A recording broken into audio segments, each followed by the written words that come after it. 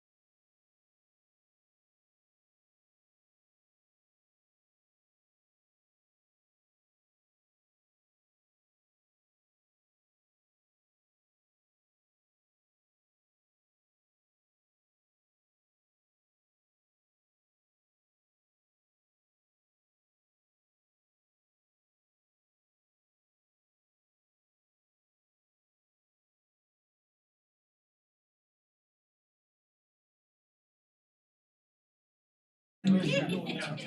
I think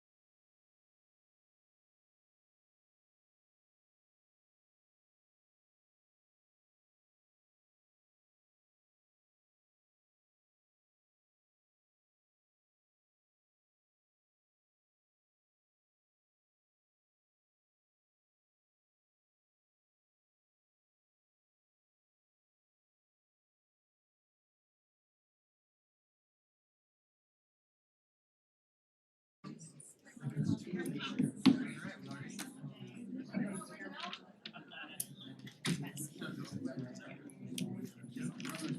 if I don't get to all our talking points. Good evening, everyone. I'd like to call to order the regular Board of Trustees for September 26, 2023. May you please stand and join me in the Pledge of Allegiance. I pledge allegiance to the flag of the United States of America and to the republic for which it stands, one nation, under God, Indivisible, with liberty and justice for all. Thank you. Clerk, will you call the roll, please? Mayor Horseback. Here. Mayor Pro Tem Gray. Here. Trustee Hardy. Yes. Trustee Albrecht. Here. Trustee Murphy. Here. Trustee Ayers. Excellent, we're all here. Next on our agenda is citizen participation.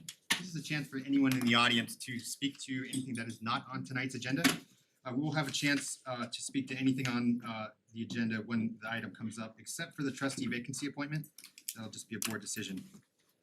We do have quite a number signed up, and thank you all for coming out tonight. Once I do call you up, if you could please come to the front to the podium, state your name and your address, and if you could keep your comments to 3 minutes or less. Thank you. We'll start off with Kelly McCauley. I forgot your name, is that right? Hello. First, thank you for being on the board and giving your time. Kelly McCauley, 227 North Second Street, Trailer 4. Yes, I'm back again to complain about Second Street. Has anyone on the board or the mayor been back to the trailer park since last time? Because no one had been there ever. Anybody? Yeah, rode my bike over there. You did? Okay, great. It's horrible. And I know you keep saying next year, but I really wanna make sure that it is on the agenda. I mean, I keep reading we're spending millions of dollars on art installations and repairing of the streets. The parks, and there's 4 back there, have been back there since the 60s. You're only affordable housing in all of Berthoud. And we just don't get, it's just sad. We had a payloader down the street one day, and it's an asphalt street with huge potholes. If you could maybe bump it up on the agenda, I don't know, or really fix it next year. I keep hearing it, it's been a couple of years, and it's a shame because it's a nice neighborhood back there, we have lots of kids. And if there's an emergency, the ambulance bringing someone down that block, someone can get hurt because it is like 4-wheel drive back there. And if they're trying to start an IV or something on a patient, and if someone falls and gets hurt riding their bike or anything, the town might be responsible for that because the street is not maintained.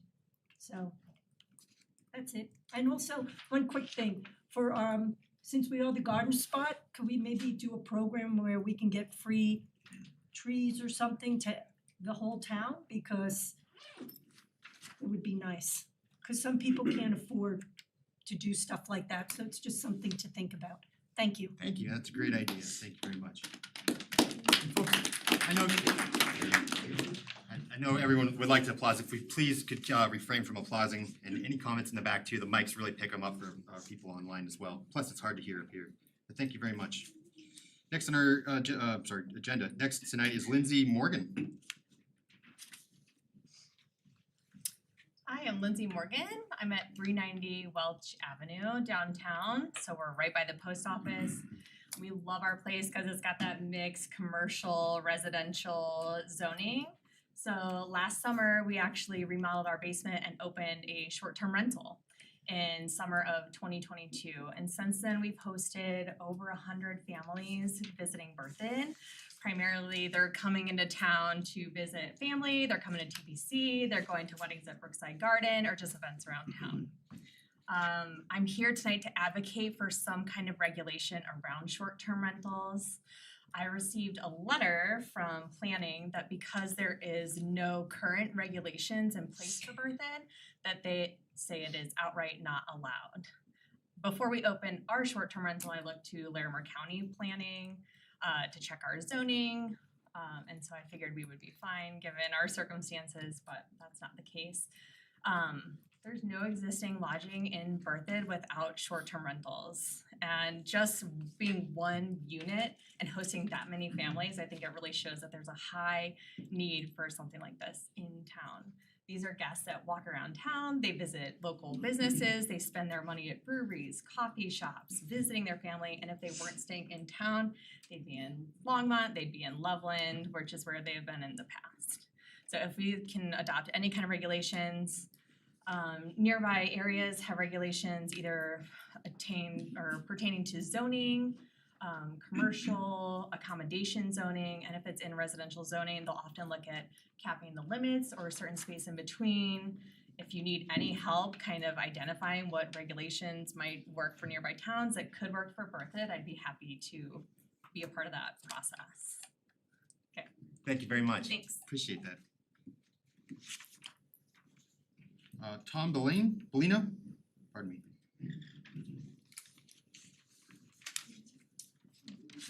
Thank you for having me and allowing me to speak. Thomas Bellino, I live at 1723 Wales Drive, Berthoud. I wanna talk about the opening of the bike path, or the bike park, I'm sorry. Since the park is open, they've taken our walkways through Matthews Farm away from us. The bicyclers now go racing down our walkways. They run you off the road. They're in a hurry to get to the bike path. They do not use Meadowlark. They use our walking path. It used to be part of the open space, so we no longer have a walking path. I would really like to see, I noticed you have put up a lot of no parking signs about Meadowlark, and thank you for that. But I'd like to see some signs along the walking path that say, dismount your bikes, walk them, and when you get to the park, do what you came to do. But have some respect for the people who walk every morning. A few signs along there would be great just to tell them to dismount. The other thing, I've noticed that there is a lot of, you have placed a few parking signs that say this is a residential area up at the north end, but people turn in there and they see the signs and they come right down to the south end and they park their cars and unload their bicycles and they're there for the day. So I think we need to add a few additional signs, maybe not a few, but a lot of additional signs that say, this is residential parking. And if I don't know how to fix that, but if the bike park is full, you need to park it somewhere else and walk in or ride your bike in, but they are just starting to take over the neighborhoods and park where they don't see a sign. I noticed that there's 3 or 4, maybe 6 signs up around the north end, but down toward the south end, there's nothing. So if you could consider a few additional signs, that'd be great. Thank you very much. Thank you, sir. Appreciate that. Ron Larson?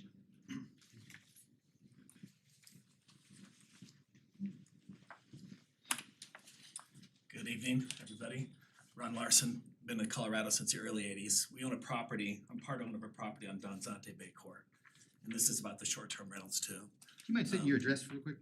3277. Thank you. Young lady here did an excellent job presenting her case and so forth. The thing we're running into too, and what I want to make sure everybody knows, we're not here to make any enemies of our neighbors, of the board, or anybody. We're just trying to comply best we can. The issue that we ran into, we bought a property thinking that we could have a short-term rental. And Heron Lakes, even on the website, it's still there, took our money, took the application, and said it was okay. And obviously, I know Town of Berthoud supersedes that, which we just found out. We had no idea what was happening here. So I too, and our property managers, Weston and Aubrey, we would like you to consider doing something relative to this, because I know it's not addressed. It's not approved, but it's not against it either. The property that we have, a lot of people are here, they're golfers and so forth. People come here to vacation, same as the young lady over here and so forth. One thing that's come up is we've been accused of running a commercial event, which we did not do. We can't do because our license, or our insurance through Proper Insurance doesn't even approve of that and so forth. There was a so-called wedding reception, and that's whoever's been complaining about it says it was a commercial event. So that's the main issue. And then another thing too, Aubrey had talked to a young lady, I think it was it Ton? She said we could go ahead and fulfill the reservations we had through Airbnb and Vrbo and so forth. We actually have them out till next summer, spaced out. Then she told us, well, you gotta stop right away, and then she finally said, well, we'll give you 30 days from the date that we got the letter sent to us. So we're a little confused based on who's telling us what we can do and what's allowed, and we just wanna comply. I don't want any trouble. So if you could consider that, we certainly really would appreciate it. Thank you. Thank you, sir.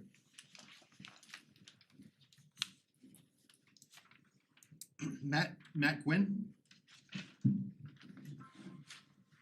Good I evening. apologize, the reason we have to, you guys wrote your address down, we have to say it out loud for the record, so that's why we have to say it out. That's fine. My name is Matthew Gavin. It is spelled with a W. It's pronounced like a V. I live at 3270 Danzante Bay Court.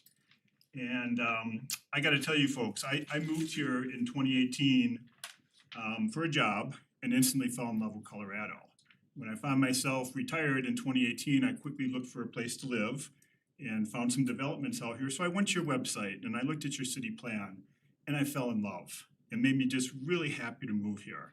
I'm paraphrasing because I don't remember the entire website, but it was basically, we're gonna have residential neighborhoods and we're gonna have lots of amenities for the neighbors and we're gonna connect everything with walking paths. A really good place for families to live, for people to retire, to get to know your neighbors. I've lived all over the world. This is about my 15th house. I've lived in Asia, I've lived in Europe. A lot of times when you move quickly like that for your corporate jobs, you just take the house you get. You know, we have to be there, my wife's already working, I'm starting in a week, so we buy the house. Well, now I'm retired, I'm moving here, I'm in the garden spot, it's a residential neighborhood, I find my dream spot.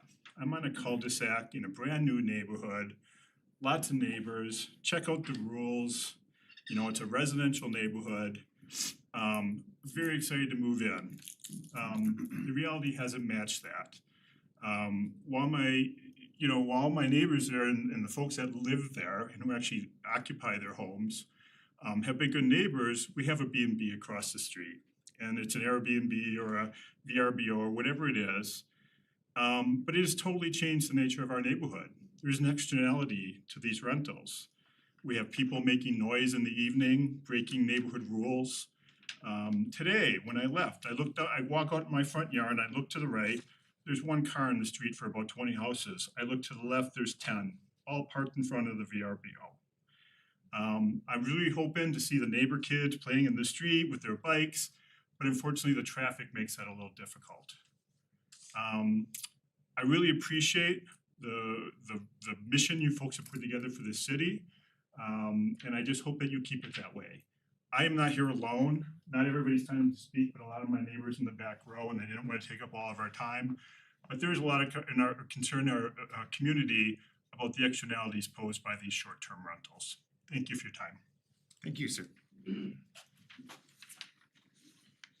John Evans.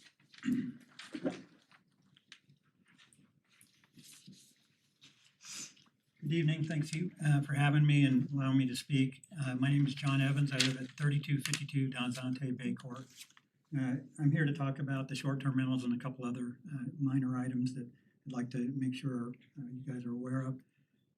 Regarding the Airbnb situation, what Matt and our neighbors, what we've come to see is we moved into the neighborhood to be neighbors, to have a sense of community. And we have had up to 3 Airbnbs on our street alone. And, you know, done the research, know how many Airbnbs there are in Heron Lakes community itself, and there's quite a few. And, you know, we reached out, we spoke to the town, found out what the ordinance are and the fact that the land use policy actually by omission says, by not stating that there is an Airbnb or short-term rental forbids it. So what we'd like to understand is, when is this going to stop? When can the people who have the properties, who got notification from the town, when is this going to end? Is it going to end because they have rental agreements out until July? Or is this something that we also want to know so that we can get on with our lives, understand what's going to happen with those properties?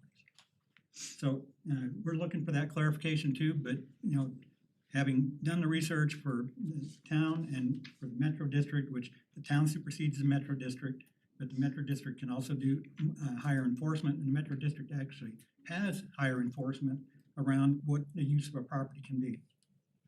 I will unequivocally state that we know there were 2 weddings held at the home across at 3277. We have evidence of that. Whether the property owners know that or not, we have the evidence. So, and how that's being handled by the town, that's between the town and the owner, but that data is available. I have a second topic, and that's regarding the Heron Lakes development. There are no speed limit signs in the neighborhood, and that's becoming a safety issue. Almost every day, we see people going well past what I believe the stated speed limit is in a neighborhood of 25 miles an hour. I've personally been passed going 25 miles an hour in the neighborhood because people want to go at a lot higher rate of speed. And my last topic is because we live on a dead-end street, we get a lot of traffic coming through there because people don't know that it's a dead-end street, and would like to understand how we go about getting a no-through traffic sign installed, as well as the installation of speed limit signs in the entire neighborhood. Thank you for your time. Thank you. And we're all writing these questions down here, and I'll have our town administrator answer what he can after all these are through. So thank you, Mr. Evans. Is it Katie Klopper? And Chris Klopper? You can do separate or together, whatever works for you. He said he wanted to come up with me. Welcome. He's gonna talk after though. Excellent. Alright. I'm Katie Klopper and I live at 1717 Wales Drive. And I'm very nervous. Fine. So I just wanna bring attention to everybody in this room to be aware of supporters from our neighborhood and friends in the community, if you guys can raise your hand or stand up. So we brought in a lot. And this is regards to the awesome addition of the bike park and the new park that's by our house. Unfortunately, it has a very sad story. So there you are, enjoying a beautiful Saturday evening, when your sweet 8-year-old comes home, running into the house with his friend, covered from head to toe in dirt. My son Christopher immediately recalls the events of being hit in the face right by his eye by a rock, then thrown on the ground and repeatedly kicked in the stomach and the back by 2 other kids that we think might be 12 or 13, a white bike and a red truck bike. His best friend jumps in and says they threw him on the ground and attempted to throw a rock at his face, when my son Christopher very sweetly said, "Mom, I didn't know what to do, so I started throwing little rocks at them to get them to stop, and I know I'm not supposed to throw rocks." The bike park is awesome and we love it. It's great and it's wonderful. But our neighborhood, people from Matthew Farms have been speaking, being very worried about the access through Meadowlark. And we love the new park with the construction. So this incident took place at the new park on Meadowlark and Mount Meeker. There were other kids there playing. Because our neighborhood is so safe and we have surrounding parks that my children have played at a lot, some other children play at these parks all the time. And we love Berthoud, like other fellow community members have mentioned, because it's safe, because we feel good. I know that we can't control the riffraff. I know that we have a wide range of the way people raise their families. But these 2 boys had intention. They came up and said, "Why are you wearing a Bengals jersey?" And they said, "That's our flag, our 8U." Because he's 8 and the other boy was 7, were wearing their football jerseys from their game from the rec center earlier that day. And they said Bengals suck and attacked them. That was it. They were out to do it. Now I know that we can't prevent that. I understand that kids are kids. They made a bad choice. I do hope to find them, not for vengeance, but so that they can understand that the road that they're leading is no good. The road that they're leading is gonna end up in a lot of trouble for them later on. But I'm concerned because the bike park has been opened 1 week. 1 week. In our neighborhood, we have a lot of well-aged, beautiful neighbors that like to go for morning walks, and they're getting run over by people on their bikes. We had a community potluck, a chili cook-off on Sunday, and as my husband was setting up, he noticed several vehicles fully packed with all their belongings. Now, don't get me wrong, people deserve a nice place to go to rest, but we're bringing in a certain clientele.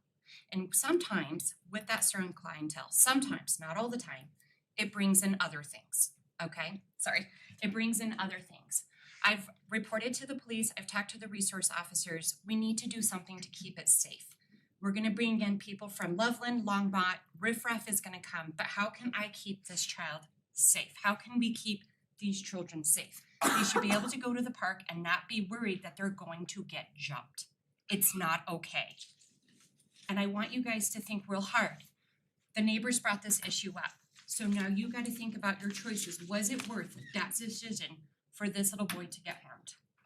Thank you. Thank you. My name is Christopher and that was my mom. So she told you some of it, and they shoved my friend down the hill, so I threw little rocks at them and stuff to defend him. Then they threw the giant rock, kicked me in the face, stomach, and back repeatedly until I fell down the mountain. But they also started cussing at us and saying a ton of bad words. And saying that the Bengals sucked. They weren't the only ones at the park. There was other children there playing and they did witness it. So other 11-year-olds, 12-year-olds that were there, but there were no parents, but we feel safe. You wanna say anything else? Thank you, Christopher. I think on behalf of all of us, not only was that terrible, but it shows a lot about your character to come up tonight and speak to all of us. So Yeah. thank you very much. Thank you.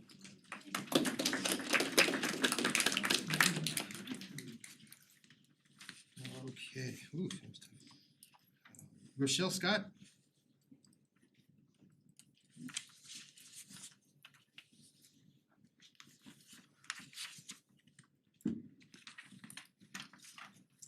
So, I live on Danzante Bay Court, 3300, and, again, I don't wanna step on anybody's toes, but ideally, I didn't move. My husband was born and raised out here, and I'm from California, but my husband's family is still here. So, we could have gone anywhere, and we decided to come to Berthoud. There were 2 other houses on the street when we purchased our home a year and a half ago, and I should have done more due diligence. It's ignorance on my own part that I didn't dig deeper. But quite frankly, I have MS. I'm home all the time, and I live on the corner, and unfortunately, there's a lot of traffic that does come down our street for other reasons. I don't really know. There's construction. But when there is a lot going on in the Airbnbs or VBROs, it's a lot. You know, it's a lot. I have to hear it, I have to see it. I see every car that comes in, I see every car that goes out. My dogs bark like crazy. Everybody knows my house with my dogs. It's a whole thing, but the more it's just really, it's just not really why we bought in Berthoud. We fell in love with the small charm, and I totally understand, like when my family comes into town, you know, I'm not, you know, they're gonna have to stay somewhere else if, you know, like it's only 3 miles each way to find a nice place to stay close enough to Berthoud. These towns are all kind of butt up to each other. So it's definitely something we didn't expect, and it's awful because I didn't think that the only reason to come down our street is if you live there, and so you kind of know who's coming and going and why and when, and so again, I don't want to disrespect anyone that owns them or anything. I know that business is business, but at the end of the day, like definitely not something that we thought we were going to have to deal with when we came here. You know, I moved out of a place so I can come to a small town where I can feel safe. I can be at home, look out my window, and know everyone on my street. And we have the most amazing neighbors on our street, but you definitely know everyone else who's not your neighbor, and it is just makes things uncomfortable. So, anyways, thank you for your time. Thank you very much. Is there anyone in the audience that wishes to speak but did not have a chance to sign up? Just raise your hand, ma'am.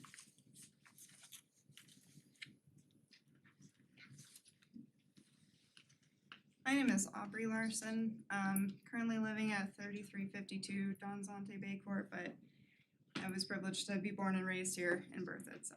But I've gotten a chance to kind of iterate with our neighbors a little bit. I'm obviously not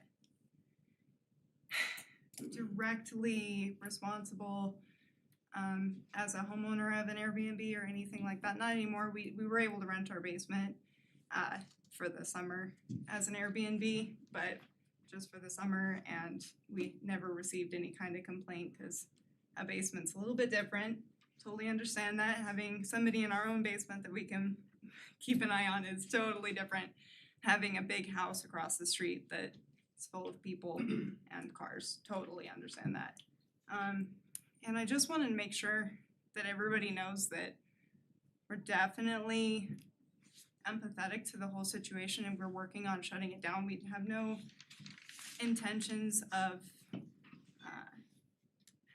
bullnosing it. I guess I don't know the term to use. We're not like, we have no intentions, I know my in-laws have no intentions of making it into a huge fight or trying to figure out what a grace period should be based on, like, you know, some towns are giving 2 years, some towns are doing this, you know, we don't wanna like make this into like a, you know, months from now we're talking about it, right? We're trying to fix it as quickly as possible, but I do know that there is a loss of money involved in it, and not just the loss of income from the Airbnbs, but also the holding costs and the cost of selling a home so quickly and the capital gains they're gonna have to pay based on just their assumptions of what the property was going to be in the meantime while they were waiting to see if they were gonna move there or not, which is kind of out of the question now that they don't have any time. But that's really not the problem. Just want everybody to know that we did not come here to fight. We're not intending to fight. They just want it to be fair and they want to try and not lose as much money as possible. If we could, I'm a realtor. My mom owns New House Real Estate in town. If we even had through the end of the year, which was our plan, even based on what was continuing and being told that we could fulfill all reservations, we knew that we were gonna have to shut this down. We totally understood that that was the direction that this was going and that was gonna be best for them and everybody and the neighbors, because we don't wanna piss off neighbors. Nobody wants to piss off their neighbors, I don't think. But anyway, so that's just our plan. If there's any way that we could extend that so that I can list their home in January but up until then, there's not even that many reservations. I think it's a total of like 5 reservations between now and the end of the year. It's not like summer where it was one on top of the other. So I really like that to be considered. That would help my in-laws a lot and I think that would be fair. We're not trying to push things, so anyway. Sorry, I'm like not a public speaker. You're fine. You guys have all done great, thank you. The nerves go both ways too, so thank you very much. Tim, in the back.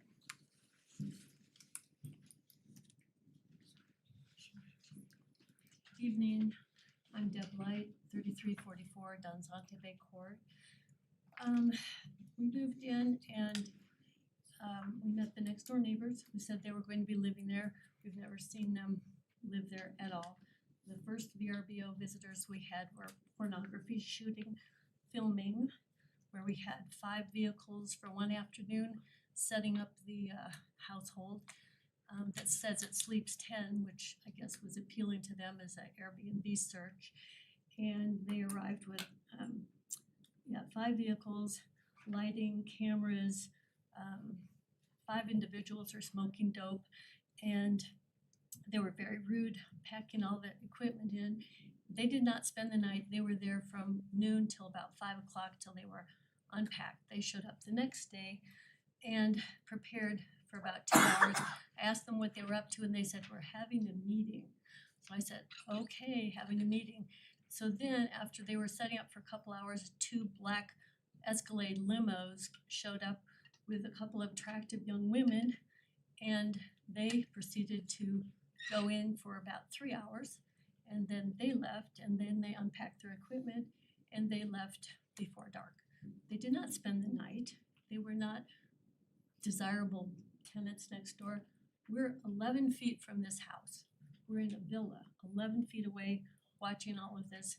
The next renters had a drug overdose. We had an ambulance there and a full on fire truck for about 4 hours before they left with a drug overdose. Those are our first two experiences next door with our Airbnb. I came home Friday night this last week, and because I contacted the owners and I said, this is not good, you need to do better with your renting. And they said, okay, we're gonna be 30-day minimum. I said, great, and that was 2 weeks ago. Came home Friday night at 10 o'clock, and there were 7 vehicles in front of their house. They were having a barbecue in the back at the VRBO, and they did not spend the night. They partied and they left. And the next day, a cleaning crew came to clean up. I don't see that as being 30 days. So kind of unhappy with my next door neighbors, but this is happening up and down the street. And we do have evidence of multiple weddings with pictures of the bride and groom and rental trucks and tables and chairs and full-on events. So it seems like we live next to Motel 6, and we have one on one side and one 2 doors down and one 3 doors down that way. And this is on a house. We have 13 villas on the street, 2 dead-end cul-de-sacs. We moved there for peace and quiet. We're not finding it. Thank you. Thank you. Is there anyone else in the audience? We'll go on the left here. Yes, sir.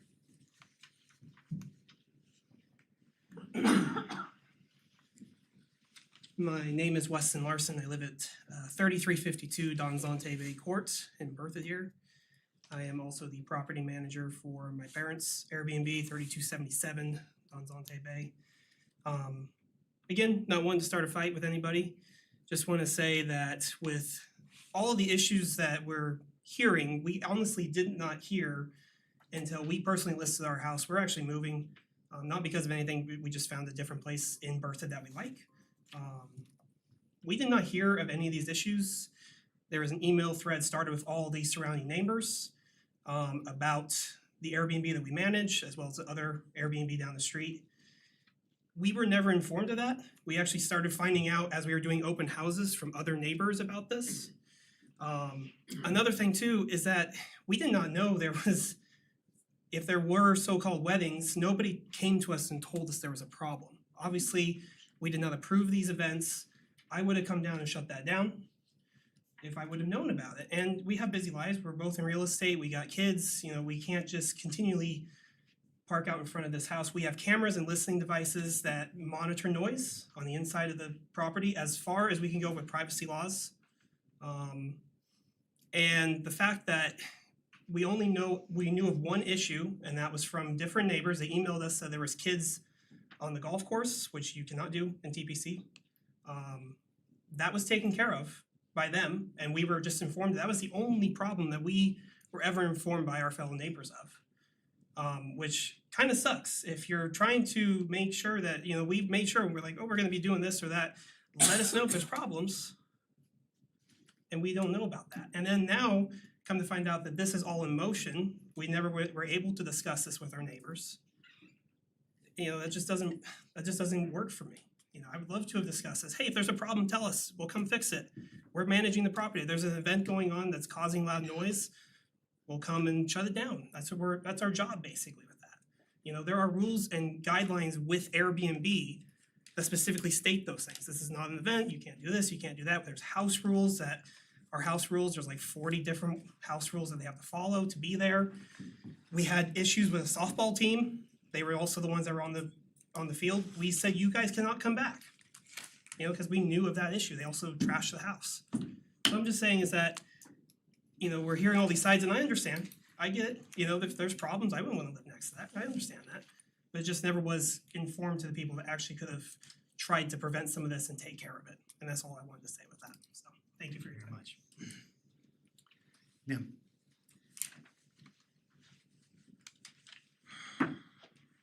I'm Janine Weinzerl. I live at 3333 Heron Lakes Parkway. Lucky house number. We did not pick it. It was given to us. But I'm just basically here also on behalf of the short-term rentals. I have actually operated short-term rentals myself. moved here from Indiana, I had one there. But I had very strict rules and regulations as far as the number of people that could rent it, the quiet hours they had to keep, the number of people that were allowed and such, and kept a very close eye on making sure that there was no disturbance to the neighborhood, number of cars that were allowable, all of that kind of stuff. I too moved here, as I said, from Indiana to live in a neighborhood where I know all of my neighbors. I happen to have 2 dogs. I like taking them out for walks, and talking to the neighbors if they're out in their yards as well. And that means a lot. That's why my husband and I moved here, was for that. And then the other thing I did want to also piggyback on John's request for speed limit signs. I am on Heron Lakes Parkway, and there are cars that go very, very fast. I don't know if you can put one of those electronic signs that says, hey, slow down, speed limit is this, you're going 50 miles an hour, not 25, because there are people that go 50 miles an hour as they're heading towards that north entrance on Heron Lakes Parkway. Thank you. Thank you. There's someone in the back, ma'am.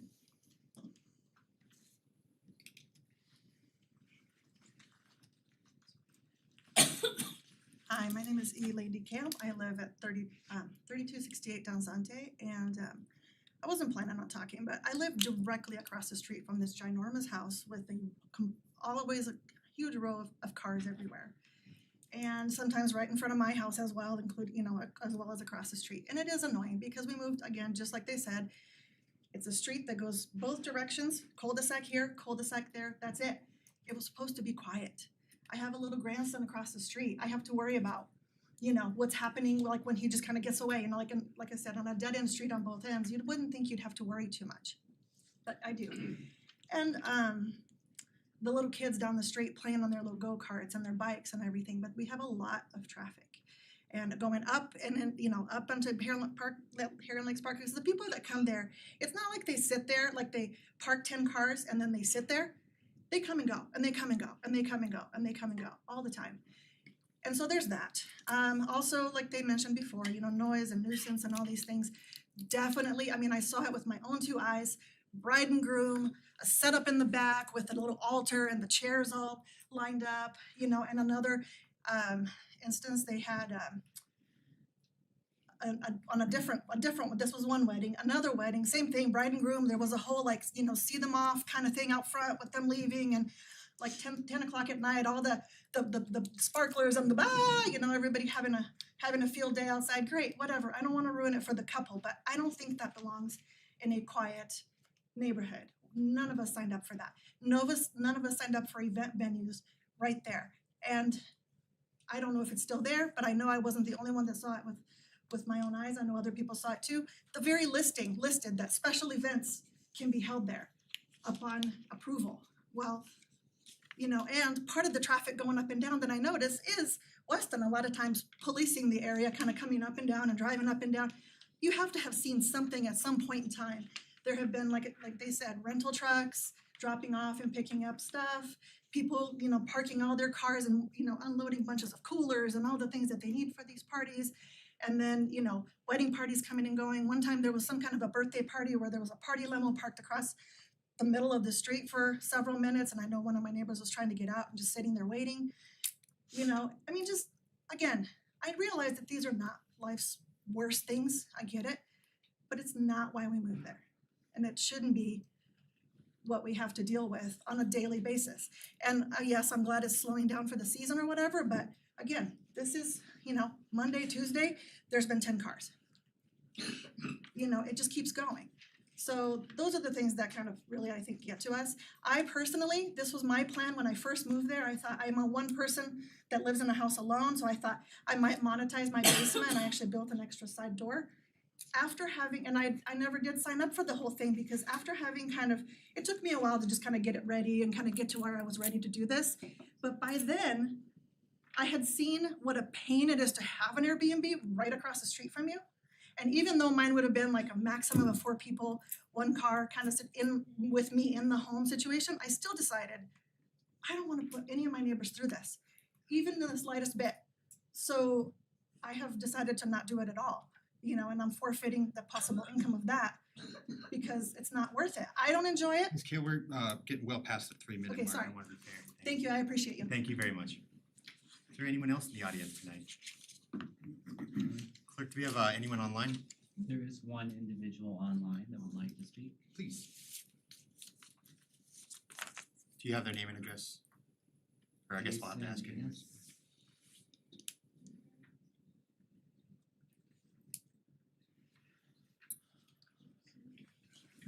If you can hear online, we can't hear you just yet, we're working on it.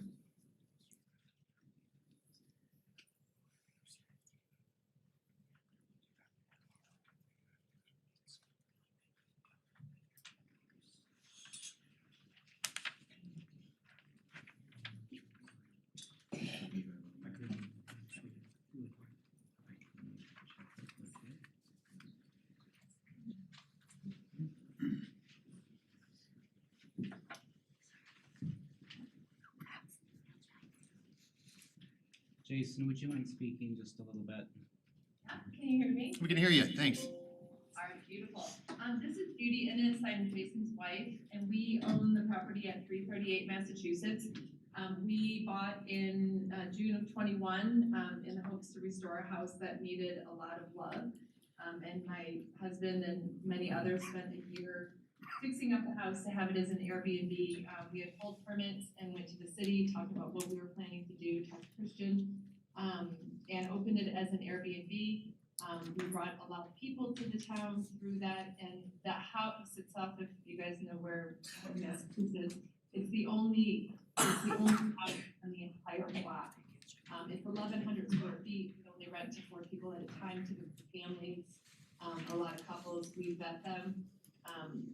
Because we also own the movie theater next door, we're constantly on the property watching who's there. And so we are also zoned 1, which is mixed use, and we were told that could be a hotel, it could be a variety of things, that property. So we were just surprised to get the letter because I understand what people are saying, I hear the concerns that people have, but this is the only residential property and we are between 2 commercial properties, one of which we own next door.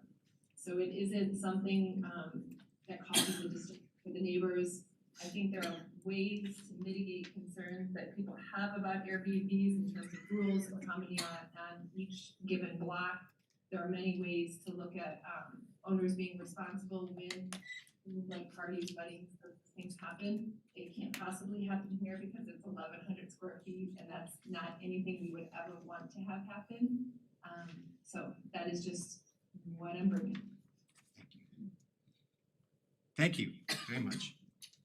And I guess one last thing is just the clarification, because if it is mixed use and the zoning that we purchased the property under, with not a single neighbor on the entire street or other home, that those sorts of things are considered when you're figuring this out.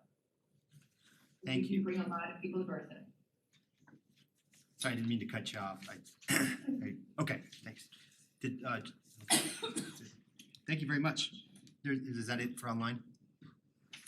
Yes, it is. All right. Well, thank you, everyone. One more shot, anyone in the audience that wishes to speak.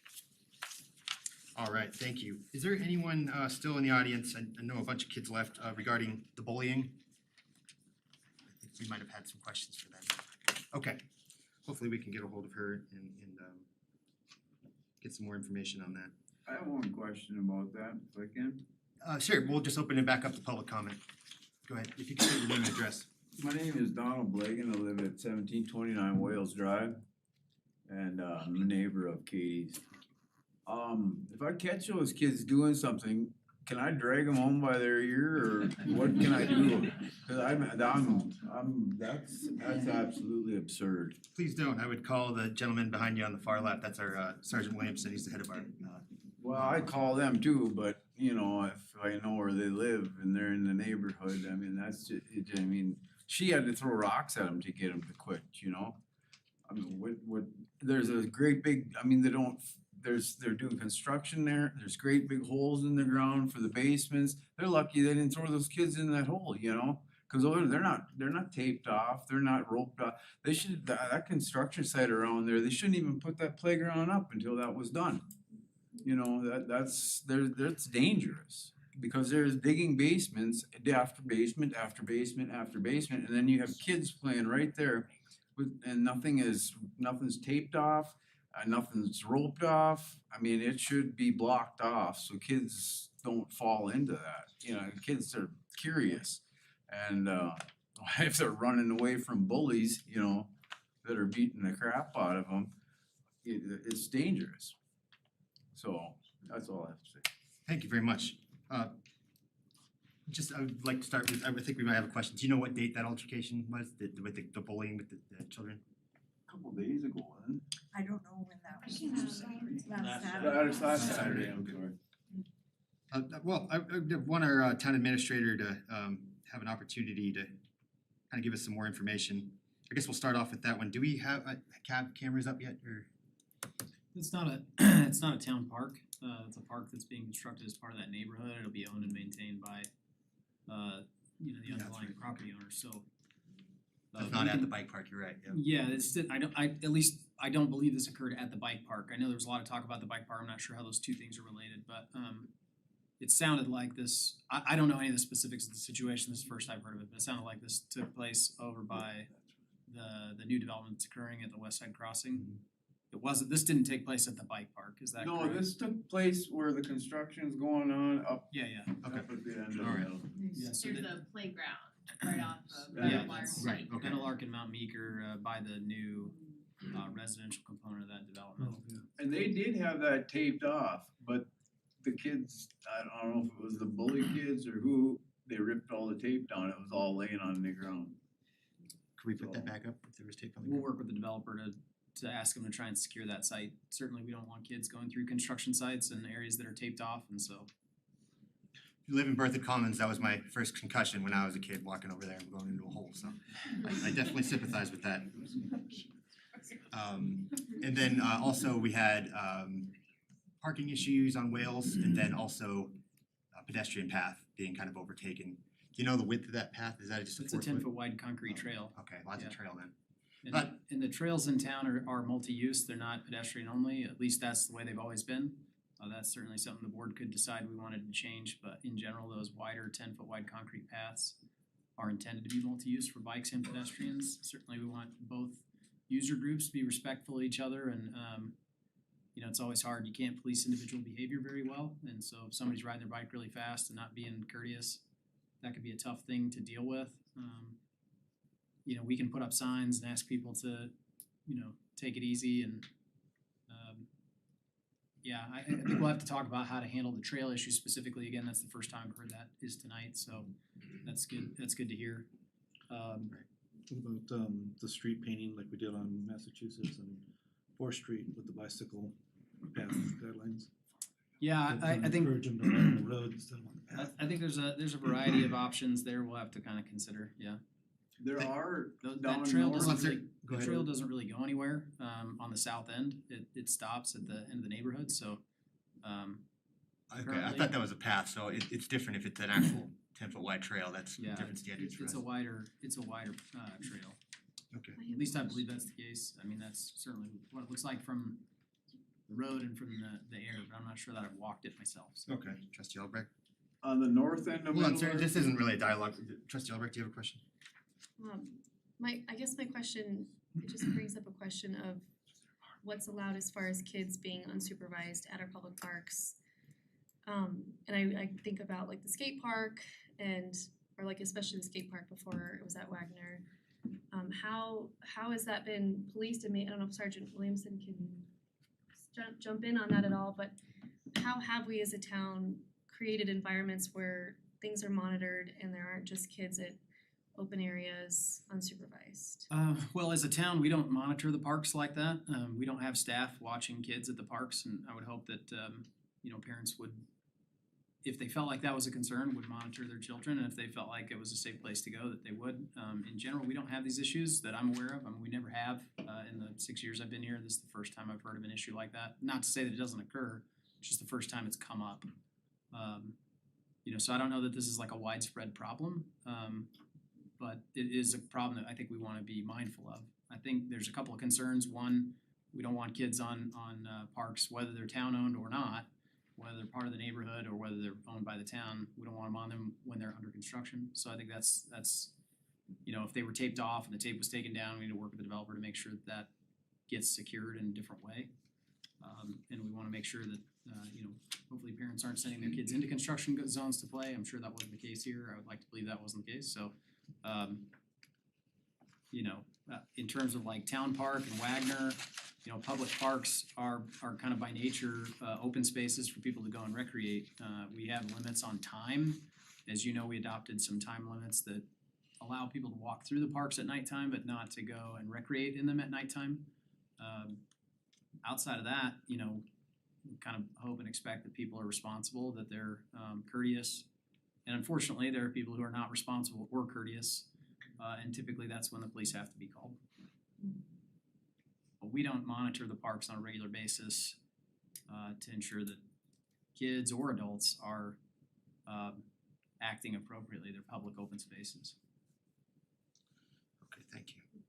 If there's any more information or something you'd like to speak to, sir. Well, on the north end of Meadowlark, I've noticed that a lot of people have put signs up kind of like on the edge of their yard out on the boulevard that say, don't ride your bike on the walking path.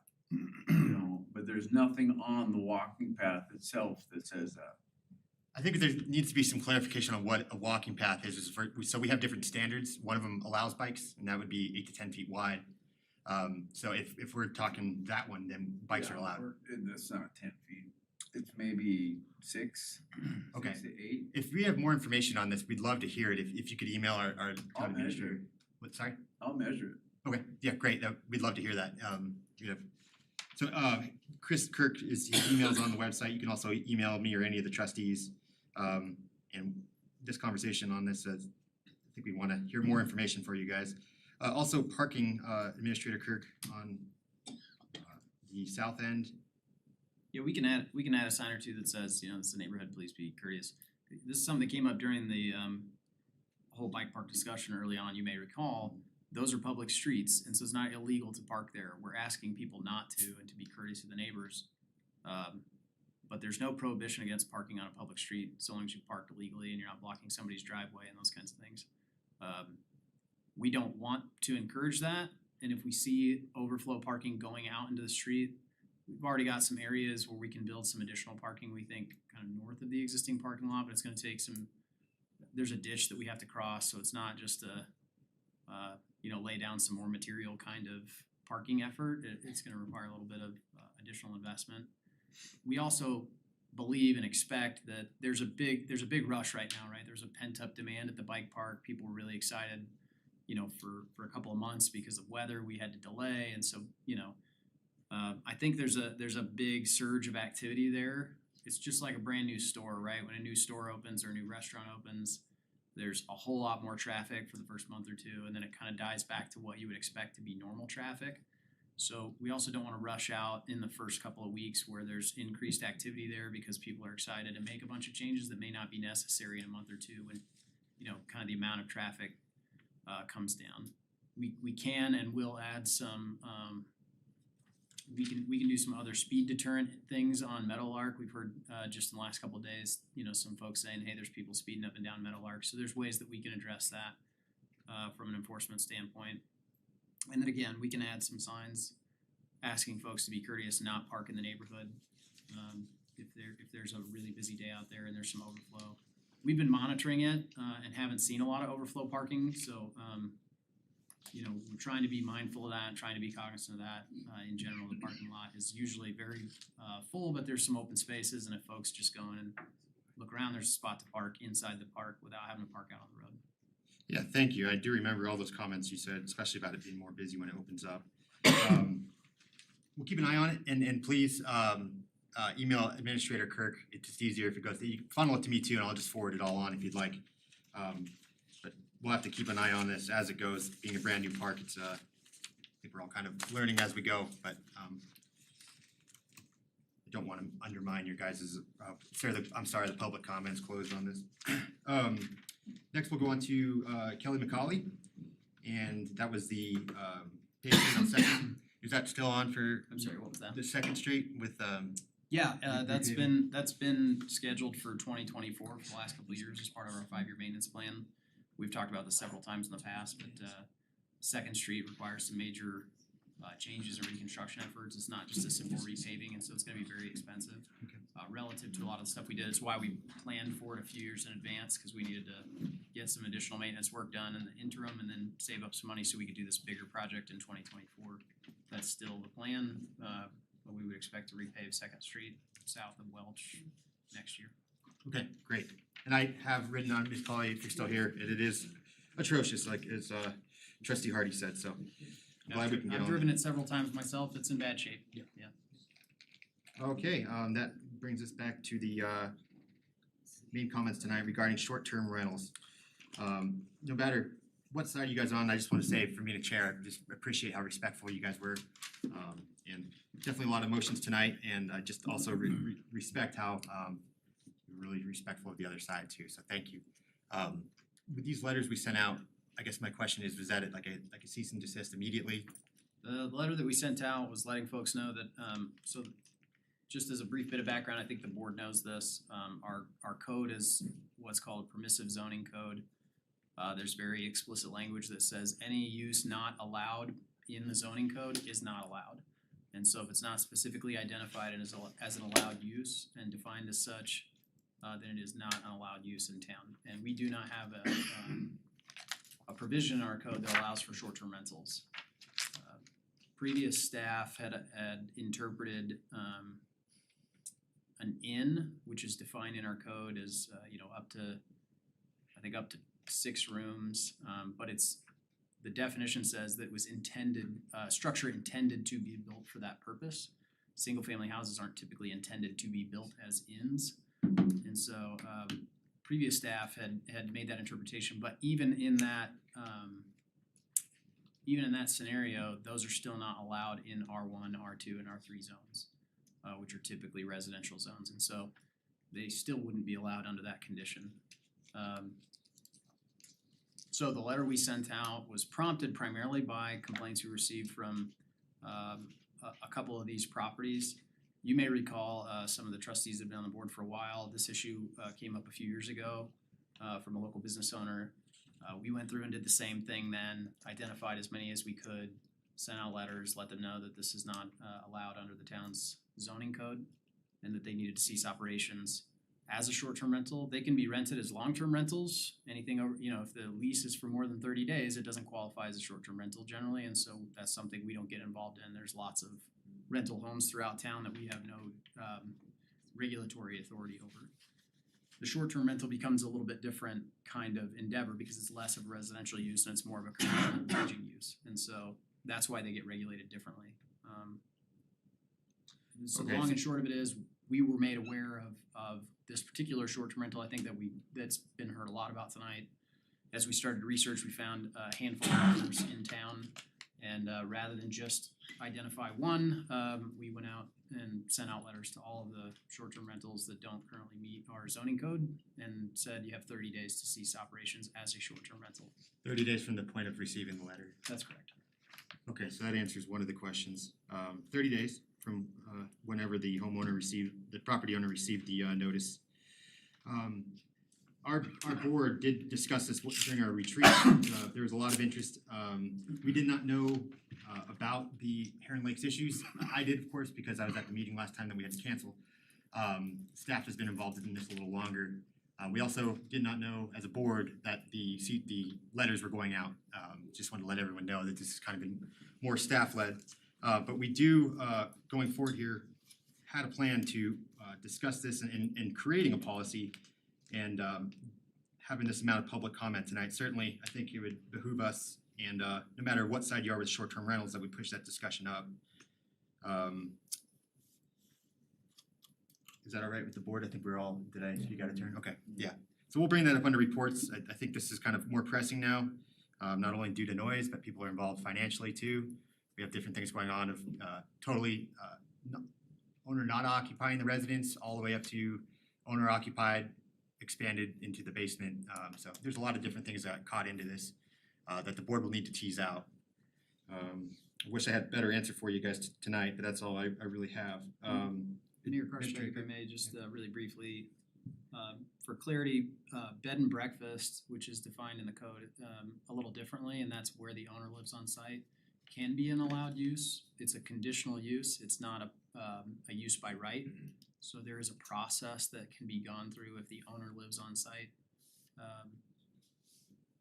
There's notices and there's some hearings that have to occur and some of those kinds of things, but that can be an allowed use in some residential zones. But again, there's a conditional use process that has to be gone through, and that may include site planning, and there's a variety of things that could be done. So in the cases where someone lives on site, that's something we can work through with them. But in general, if they haven't been through that conditional use permit process, it's not an allowed use. Okay. Does that make sense? Yeah, I didn't know that. That's good to And know. for clarity, I think you said from the date that the property owner receives the letter, I believe the letter is from the date it was dated. It's sent, Yeah, okay. so we don't know when they receive it, and so, yeah. Just for clarity, I just wanna make sure that Okay. there wasn't a misunderstanding. Okay, so our flapjack queen, since you might be in a slightly different boat, if you wanna reach out to Administrator Kirk. Okay, thank you. Trustee Murphy.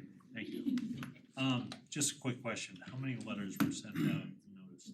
I'm sorry, I don't know off the top of my head. Maybe 35. 35. And Trustee Hardy does, we talked ahead of time, does have some ideas. We'll bring up, that he would like to bring up under reports on how we could go forward with this. I think inevitably this will involve a discussion and a decision by the board coming up here. One of our new planners, we very recently hired, who's been an awesome addition to our team. But she was integral to the county's short-term rental process, development, regulatory process. I would not expect this to be fast. And so I just wanna be clear with everybody up front that I think you all know, we've been through lots of policy-making processes, and those are not quick turnarounds, and they require a lot of public input, especially in an instance like this where there's, really strong feelings on both sides. So I wouldn't expect a new policy to be developed in short order. I just wanna be. Sure, most of our stuff does take That's unlikely. around a year. I think given some stuff here, we might be able to expedite it a little bit. Yeah, I mean, I think we A can. little bit of copy paste from A the lot of county. that depends on what the board ultimately wants to do, right? You control the timing of that process, but I think in general, as you develop new regulatory policies, those are typically not, that's not an overnight decision. Yeah, So- absolutely. And we have tons of information about what other communities do, and certainly this is not new to us either. But yeah, I just wanted to bring that up ahead of time. This won't be a quick process, I don't think. There might be some stuff we could take off the table too, but thank you for Yeah, bringing that up, because it is important. This won't happen by next week. Is there anything trustees I missed that you'd like answered? Speed limit sign. Speed limit signs, thanks for hearing. Yeah, we'll talk to our public works team about where that might make sense. Anywhere where it's not signed in a residential area, I guess I shouldn't, but it's 25 miles an hour. Is that right, Chief? Yeah, so. And there's a lot of places in town where we don't have speed limit signs, but on some of these larger roadways, probably like Erin Lakes Parkway, where they're longer kind of runs of residential streets, it probably makes sense to have a couple of signs through there. And there are some other residential streets in town where we are installing the kind of flashing radar signs, so in areas where that makes sense, we'll take a look at that as well. Thanks. I can reluctantly admit, sir, and ma'am who spoke up on this, that I do deliveries down there and I have sped on that, and I think a lot of it is the width of that road, and so I've caught myself doing it, but I definitely attest to people going too fast. Thank you for bringing that up. How busy is their little radar check? You just have one, right? No, we just purchased another radar trailer actually, that has some really awesome data collection capabilities. Maybe we can. So we have a couple of options. Park it out there, so. There's a list of locations in town where folks have requested the radar trailer to be posted, so we just kind of work through those areas as we go. Okay. And we collect data where we can and then review that data and see if, in some cases, folks say people are speeding 50 miles an hour, and then we collect data, there's nothing indicating anybody's going anywhere near that fast. And then in some cases there is, and so, we can talk about when and how we can put the trailer out. We have a few locations that are slated for next with some public requests, so that we can add that to that same list. I can tell you we did have one of the radar trailers out there during the TPC golf tournament, cause we did notice that there was some excessive speeds in that area, so. But part of that problem is if there is no speed limit sign Street, so. But from what I understand from talking to a few people there, that they were a request not to have the sign from the golf course developer, so. Okay. The block view, so. Oh, well, have to supersede that, I guess. Is there anything else, trustees, that you want people spoke on? Okay, well, thank you everyone for coming out tonight. Again, being very respectful. This is very rare to have this kind of crowd and people not at each other's throats or attacking us, so very much appreciate it. Any further questions, please reach out to one of us or Administrator Kirk. We'll give it back to you. All right. Next on our agenda is consent. Would trustees like anything removed from consent? Otherwise, is there a motion to approve? I'll send you the width of that, I know it's not 10 feet. Move to approve It's 10. consent agenda. It's 10, I measured it. Okay, trustee or Mayor Pro Tem, sorry. I think the new stuff is 10, but the old part that that Tom and them were talking. Talking about the one parallel to 287. I'm sorry, Mayor Karspeck. It's not your fault. Sir, if you could reach out to Administrator Kirk regarding Yeah, I was this. just I know gonna it's get his just trail email. width, but I was just gonna get his email Oh, address. sure. First name, it's CKIRK. CKIRK@berthoud.org. Sorry, I was trying to grab you a business card, that would have been easier just to Sorry, give you you know my what's email smart is address. that I should leave, or we should leave one of ours out there somewhere. Okay, sorry about that, everyone. Gotcha. Mayor Pro Tem Grace has moved to approve the consent. Is there a second? I'll second. Trustee Hardy is second. Clerk, may we roll call vote on that? Trustee Ayers? Yes. Yes. Trustee Murphy? Yes. Trustee Albrecht? Yes. Mayor Pro Tem Grace? Yes. Trustee Hardy? Yes. Mayor Karspeck? Yes. Thank you. And our town librarian, thank you, Amy Pila, for being in the audience tonight for that. Okay. Well, our first regular agenda item tonight is a trustee vacancy appointment. We have both of our candidates in the audience tonight. All right, you guys still wanna do it after that? All right, I'll turn it over to I'm just disappointed that Instagram. I'll turn it over to our town clerk, Christian Samora, to kind of explain the process. Good evening, Mayor Karspeck, trustees. As you are aware, trustee Jeff Butler did resign in July, effective August 1st. The Board of Trustees did take action to open up that vacancy to an application process. The applications were opened up to a closed group of individuals, those being volunteers that are actively volunteering on the volunteer committees, such as the Planning Commission, Port Committee, Historic Preservation, Advisory Commission.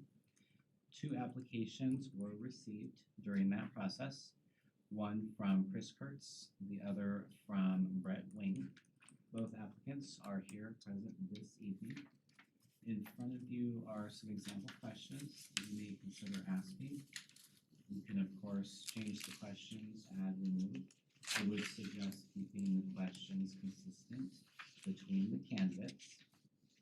After the questions for each of the candidates is completed, the board would then need to select which individual to appoint to fill the vacancy. The vacancy, the term would be through April 2024, the next regular election. Thank you. All right. Do trustees have any questions regarding this?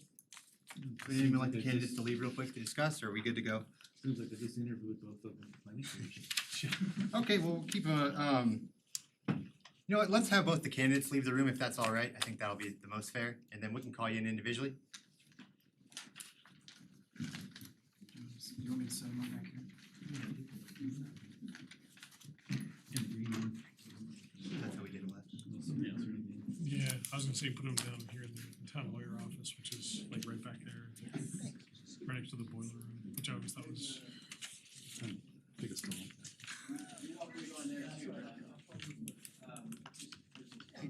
Clerk, can I get another,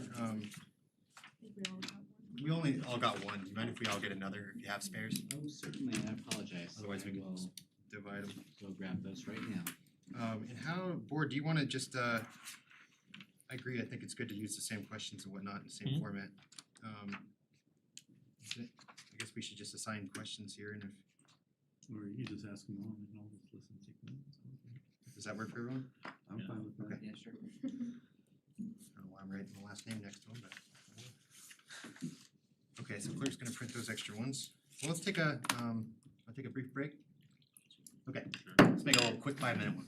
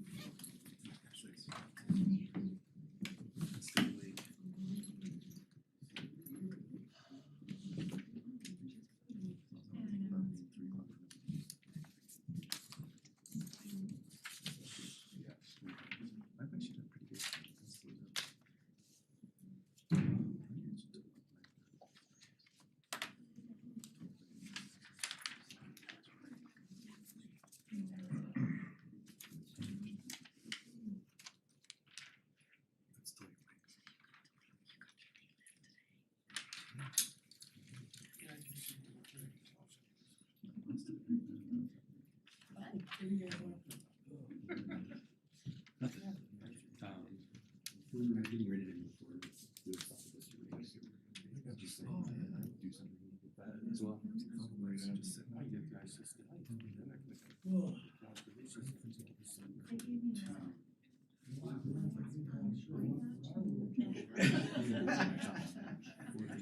She lives on the corner of Eighth.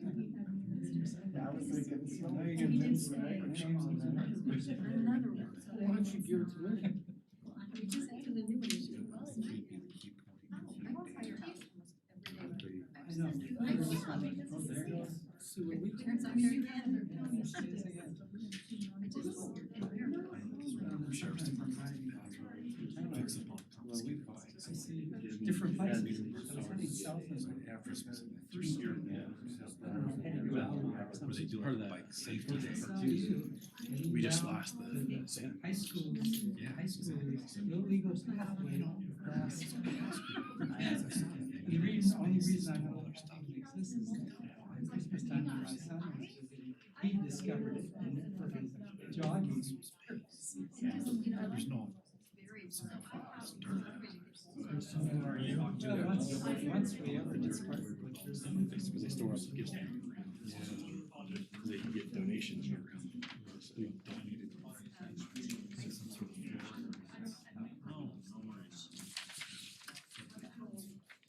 Well, yeah. So I think they already voted to disband since they couldn't find it.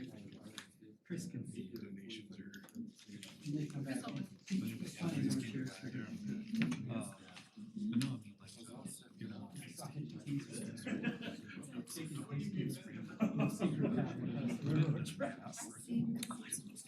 Yeah.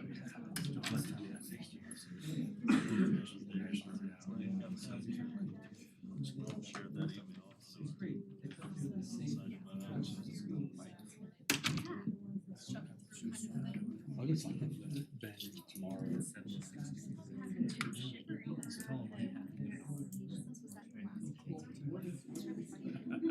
There's also, But even if It's a link. Going way to. Indiana. Oh, it's right there. They're gonna. Yeah. Unless they're gonna call her. Well, you know. We're gonna go out there and inventory them all and kind of see how many we have, what's viable, what's trash. Do you have any trucks out there? Big heavy size trucks? It's really good out there, it's just kind of sold. Kind of like sweat yoga us out there. Yes, you know, 5 a.m. hot yoga. I guess what other form of punishment than you do it yourself? You'll see them. I tried that one 6 a.m. rec center class and I was too intimidated to go in, so I just ran on the treadmill. I need to get out there and see what we have. Cause that was like 5 legs. Yeah, it actually worked. Wow. Yeah, I think finally got through the consent agenda. Yeah, that was. 7:45. I was curious what happened. I should have sent out an email. I could send pictures. They're right. There was Too bad you can't wedding. Send it out. Yeah, when we do find, I usually post something. Put it out there. Yeah, it didn't talk about, I didn't know it had to boil over, so to speak.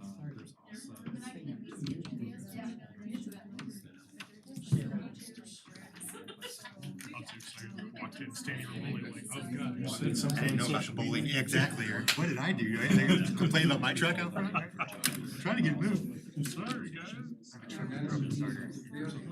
Yeah, it's basically.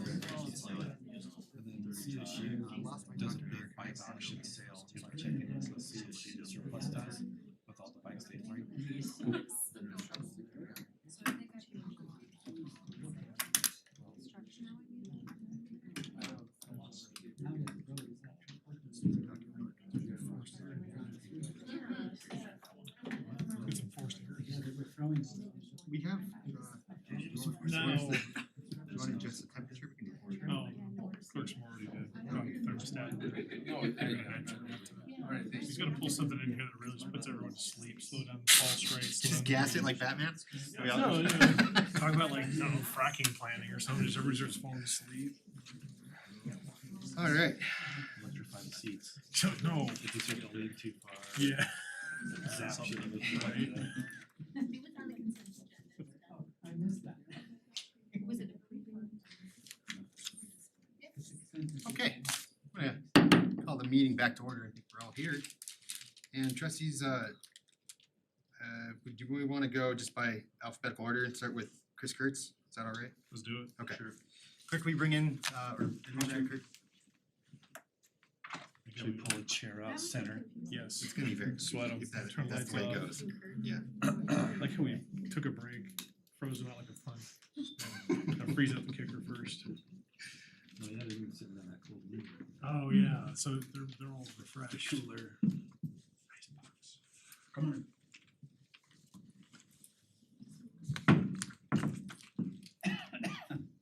It's the secret fat cave door. Right. Commissioner Kurtz, thank you for coming out tonight, thank you for applying, waiting through that. Well, second time of being ready to interview. So I'll just be asking the questions here, and then trustees, if they have any additional ones, as long as we can ask both applicants, I think that's fair. If you don't mind, if you could just give us a brief introduction of yourself and Cool, how far back? we'll start with birth here. Okay, No. okay. No, well, first, yeah, thanks for having us and, yeah, I Let appreciate me it. rephrase that question, because that's actually the first one. Tell us briefly about yourself, why are you interested in serving on the Board of Trustees, and what experience and education would you bring to the Board of Trustees? Okay, cool. Well, yeah, thanks for having me and, the opportunity, to apply. So a little bit about myself, I'll be brief, but I will kind of go back to where I Really, grew there's up, no 'cause time it frame. does relate to Berthoud. So I'm not a Colorado native, I grew up in Ohio in a fairly rural / suburban town of about 13,000 people, so not too dissimilar to Berthoud. Growing up, my dad worked for the local hospital there, was involved with lots of different volunteer committees, so I, kind of had that, public servant mentality growing up, so and looking back on it now, like growing up in that small town, you don't really realize how good you have it until you don't have it, right? But it was pretty special. We knew a lot of folks, knew all of our neighbors, went to a lot of different festivals. So just it was really great. Carried on through high school and ultimately went to college at Ohio State, and so I got my undergraduate degree in civil and environmental engineering. Right when I graduated college, as much as I loved Ohio and that small town I grew up in, I was, pointed my compass west and landed in Denver, Colorado. So that was back in 2007. So I've been on the Front Range since then. When I took, a job in Denver, just thinking Colorado is great. I want to live in Colorado, and it ended up being a water resource engineering job. So where I'm from, or at least where I grew up in Ohio, water was not a scarce resource. It was normally it's polluted. We have too much of it. Let's figure out how to store it. So I quickly got very educated on what it means to be a water resource engineer here in Colorado. And so I've spent the last 15 or 16 years really in that practice. So I'm a licensed professional engineer. I didn't end up going on to receive my master's degree from CSU while I was working, so I did that part-time over a period of time. And so kind of fast forward to, I guess, our recent life, we had our son in 2018, and a few years before that, my family had moved out here and settled in Longmont. My brother ultimately moved up to Berthoud in 2019, so having that one-year-old son, we were kind of looking to get out of the city and get a little bit more space and kind of get back to that smaller community that my wife and I had when we were growing up. So, we of course came up and visited them in their new home, and I didn't know a ton about Berthoud, to be completely honest. In 2019, working in the water resource industry, I knew of Northern Water, of course, and I knew their headquarters was here. So, but we came up, we visited, we fell in love with it, and just really liked the kind of the vibe of the small community. It's a few months later, we were under contract for a house, so we moved in December of 2019, which was kind of interesting time to move into any community, considering a few months later there was the pandemic and the lockdown. New residents, we knew my brother, of course, but didn't really know anybody else. Just trying to figure out how to get involved. So I stumbled my way onto a Parks Open Space Rec and Trails Zoom call, just saying, hey, what's going on? And they actually found out that they had just had a vacancy. So I threw my name in the ring for that, and was fortunate enough to be selected to be a port member. So worked with Port for about a year, and we helped develop the open space master plan during my tenure. Also worked on a few kind of park enhancements and stuff like that. But you know, Port, I kind of selected Port because that's something I'm personally passionate about, especially the open space part, but really all of it. Though, you know, just kind of as time went on, a vacancy opened up on the planning commission, and I thought, oh, this is kind of interesting, you know, growth development, it really ties into my career as a water resource engineer. I think I'd like to, you know, learn more about that, so I applied for that, was fortunate enough to get selected. And so I've been, I think, on the planning commission for about 2.5 years. I'm currently serving as the vice chair, and I mean, it's really just been a great education about how development actually occurs in the town, and I've learned a lot through that process. So personally, you know, very familiar with all of the kind of foundational documents that govern growth here in Berthoud. So whether that's the comp plan or code, zoning, a lot of the stuff that was of discussion during the public comment period today. So you know, that's a little bit about me. Sorry if it was a little too long-winded, but That's great. Covered all those sub-questions on that, so thank you. That's thorough. Second question here is, are you aware of the time commitment, and do you have the time to devote to serving on the Board of Trustees? Yes, I do. Yeah, just being a volunteer on Port and Planning Commission, I kind of, you know, like that part of my life and dedicating that time. I understand the trustees will be a little bit more involved, but I'm here for it. Great. And if you're appointed, what would you like to accomplish on the board during your term? Yeah, that's a good question. So you know, I do think just my experience as a water resource engineer and having served on Port and the Planning Commission allows me to hit the ground running, which is, I think, important in this specific case because it's an 8-month term, right? So there's no guarantee that you get another term. So also that does maybe kind of limit what you might want to accomplish in an 8-month term. But just kind of backing up, I don't really have an agenda. There's some things that I'm passionate about, and I think they're really cool. So we talked about Port.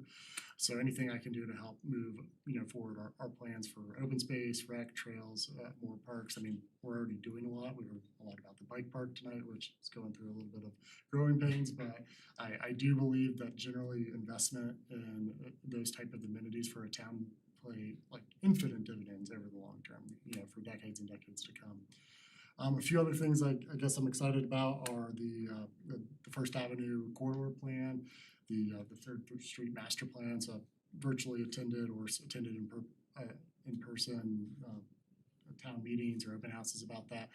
You know, we're kind of at the spot in our growth, right, where we've had a ton of residential development, and there's kind of a saying, I think I've heard Administrator Kirk talk about retail follows rooftops, right? So I think as a community, when we're putting out plans like that, showing that we have a vision, I think it just really does a good job of attracting the businesses that are going to provide those amenities to the residents here. So it's not just all residential growth. So just commend the town for getting those going, and to the extent that I can help push those forward, I would love to. A few other things, you know, just getting back to water. So I'm a water resource engineer. I, you know, don't want to talk too much about myself, but I've essentially spent my whole career studying water resources in the Front Range of Colorado. Been around a few other places like Arizona, California, but mostly here. So any kind of water policy, water conservation, water acquisition issue that comes up, you know, I think I would be able to provide valuable input to help the town make you know, good decisions around that. Beyond that, just, you know, whatever comes across the plate. I'm a pretty avid learner, so I'm not trying to act like I know every issue. Probably hard to forecast what issues we're even going to have before us in 3 months, but whatever it is, you know, I'll throw myself into it and do the best that I can. Thank you. Write these down here.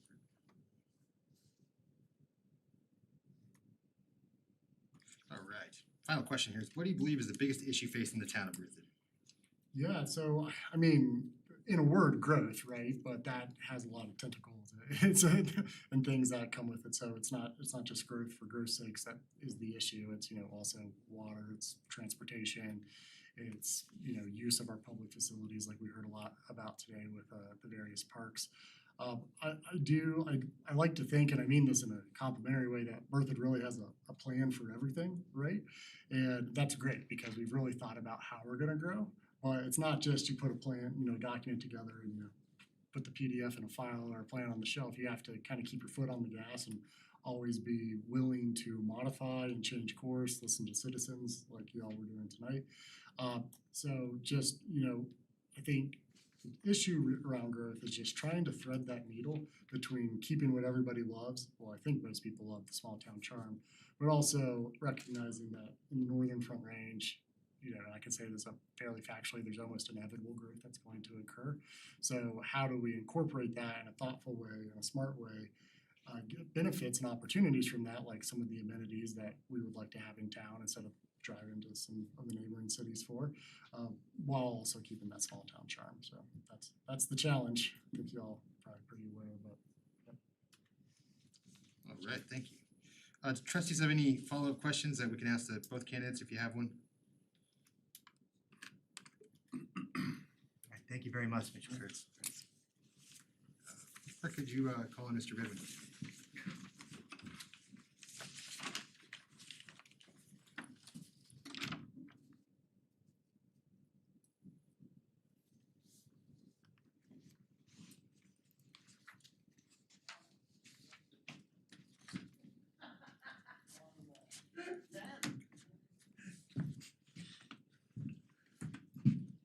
Commissioner Redwing, thank you for coming out tonight. We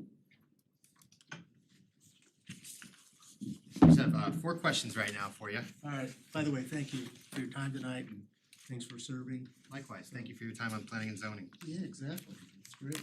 Commissioner Redwing, I'll give you a second. Let me know when you're ready. I'm ready. Okay, great. If you could tell us briefly about yourself, why you're interested in serving on the board, and what experience and education would you bring to the Board of Trustees? Well, a little bit about myself. My father was in the military, he was in the Air Force. I was born in London, England. I do have dual citizenship.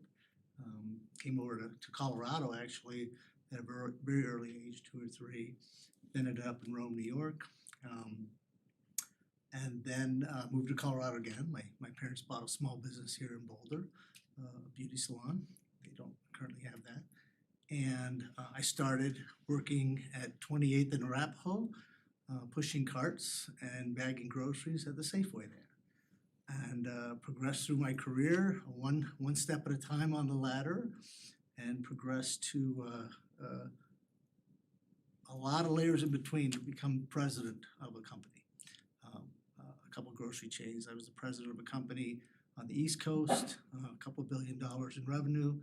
And I was the president of a different company on the West Coast, again, a couple $1 billion in revenue, and kind of everything in between.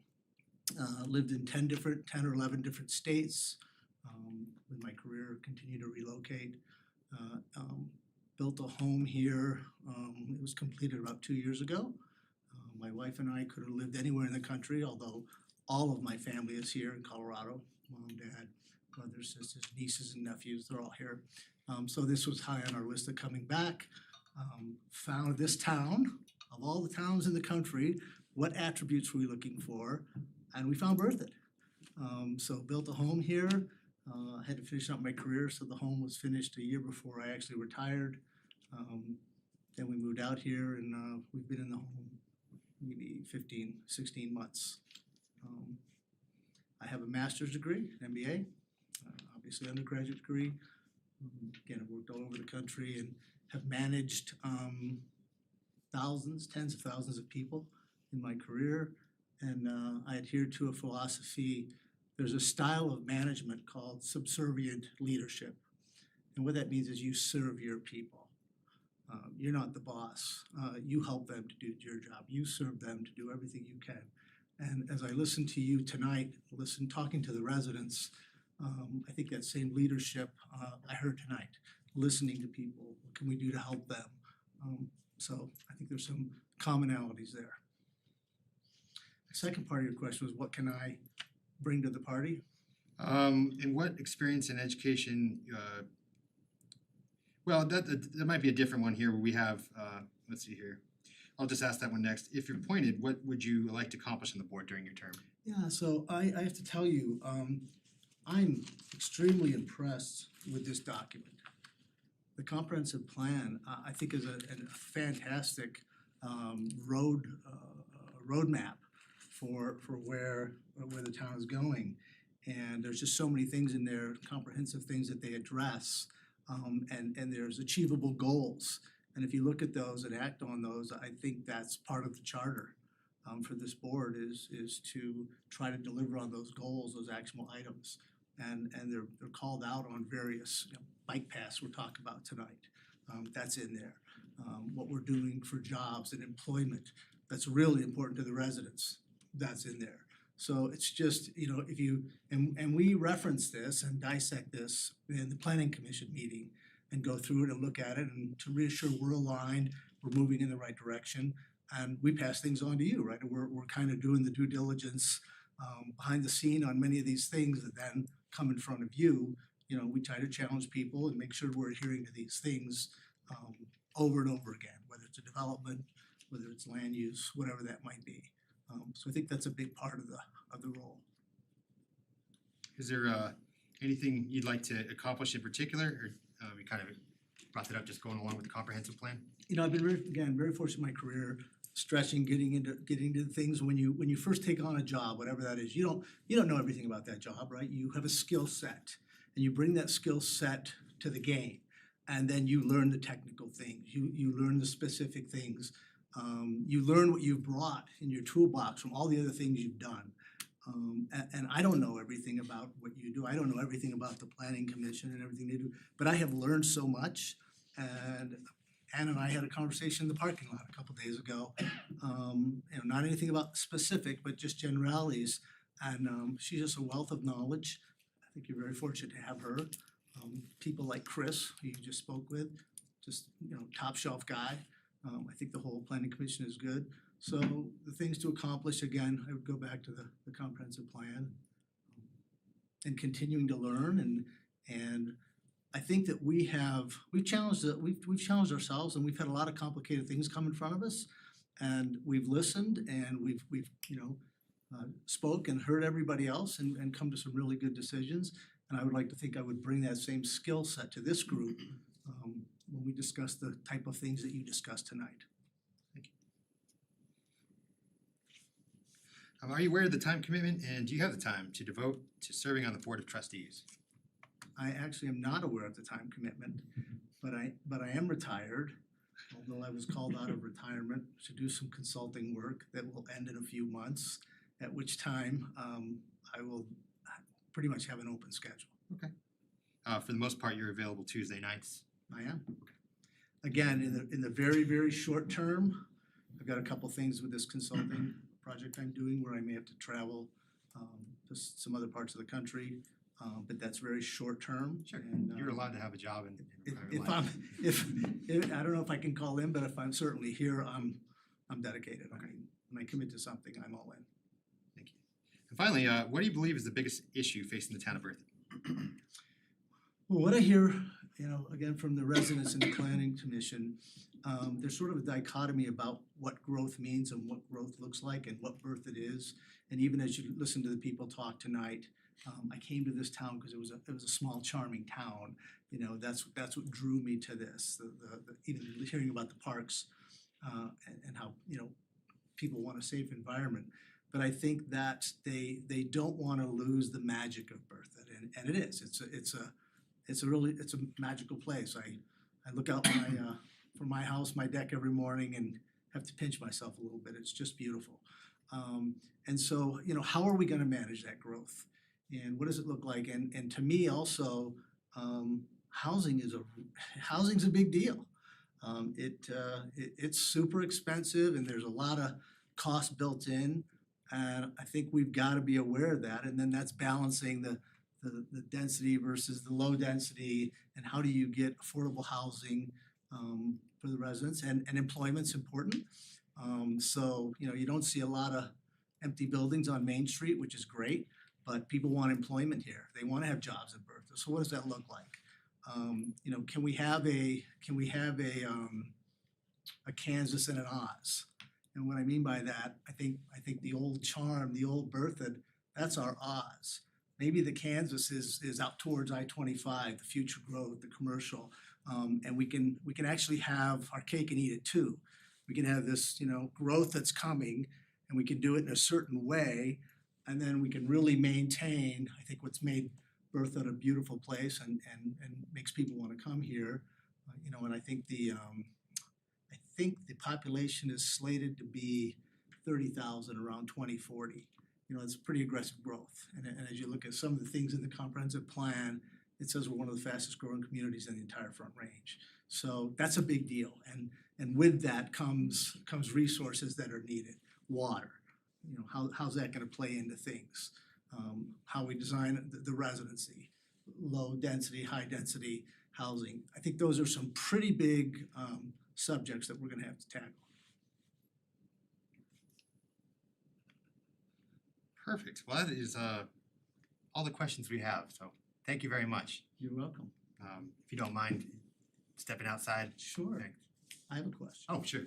When do you think you'll have a decision made? Right after this. Wow. Yep. We'll discuss and we'll bring you back, both back in.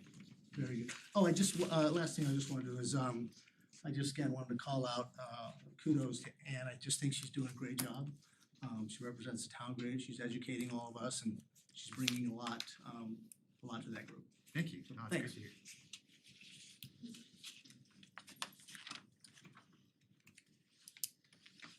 All right, now comes the tough part here. We could do what we did last time and or we could voice vote, or we could just do what we did last time with kind of a written ballot or a written clerk. Do you mind describing that? Certainly, the last two occasions that there was a vacancy on the town board, the board selected the successful candidate by way of an open ballot, so to speak, to poll the board on paper which candidate each trustee would prefer to appoint. Of course, each of those votes are announced in the open meeting so that the public is aware of who wrote down who. It's a way that the board could select. Last time there were several different steps to narrow it down since there were a number of candidates, but it could be used again this time to select the candidate that is successful, keeping in mind that a motion would subsequently need to be made to actually appoint that individual to the town board. Okay. So I guess first question is, how do we want to do this process? Does anyone like to do a voice vote? Or Do it like the ballot? yeah. Can you just show what we're talking about? It's just two names written, yeah. And then you just check one with your name at the top. Does anyone have particular passion either way? It's the same I thing to think- me. Okay. I think yeah, it's the same thing, but No written one? yeah, I'd rather do the written. Yeah. Okay, any discussion here? Did trustees have any questions for staff, I guess, regarding that, or anything they'd like to bring up about the candidates, or if we can just go ahead and vote? We should probably bring the candidates back in before we do. That would be certainly up to you. Do you trustees like to leave the candidates out or bring them back in? Okay. Bring back up and do their little paper vote. Oh, you So wanna vote after- without? So. Last time we had them in the back. Yeah, what did we do last time? If I could, I'll suggest, I think the way you did it last time worked pretty well. If I recall, you did a little paper vote first. You're not officially voting, as the clerk mentioned, you'll still have to make a motion and vote. If there's a clear split, like if we look at the paper votes and it's 3-3, you might wanna talk about why that is before you bring them back in. If it seems like there's a general consensus that we can bring them back in, you could choose to make the motion and vote at that time. That's a great idea. Okay, so I guess in that point, we'll just go ahead, because this isn't really a vote, it's kind of a poll, and then we'll do the vote afterwards.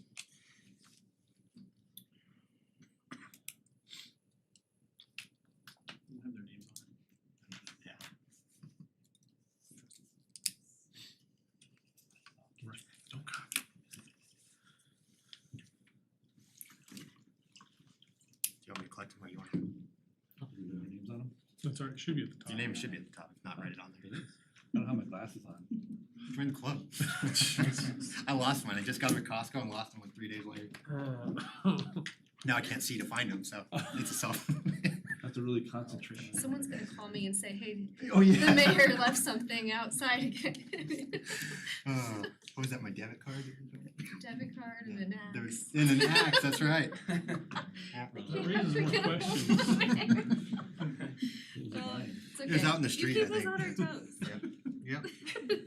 You just find me wandering going like this. He's a strange man. Out on metal. I'm gonna get paybacks now for that. It's gonna be my turn next.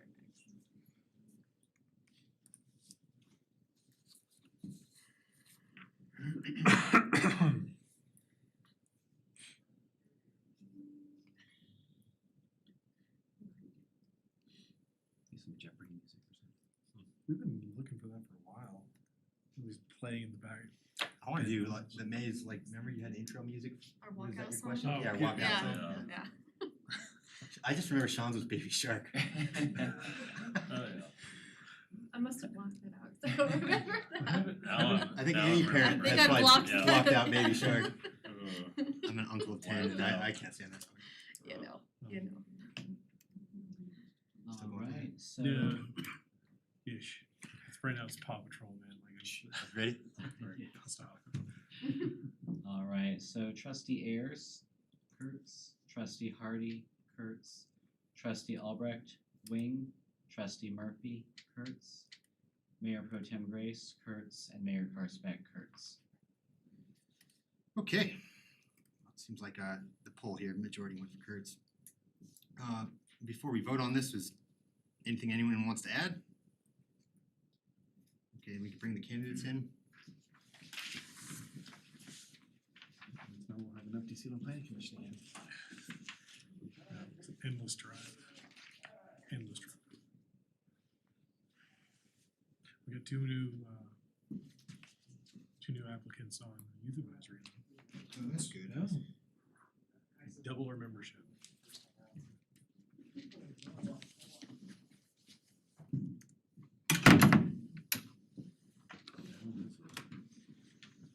Where did that happen?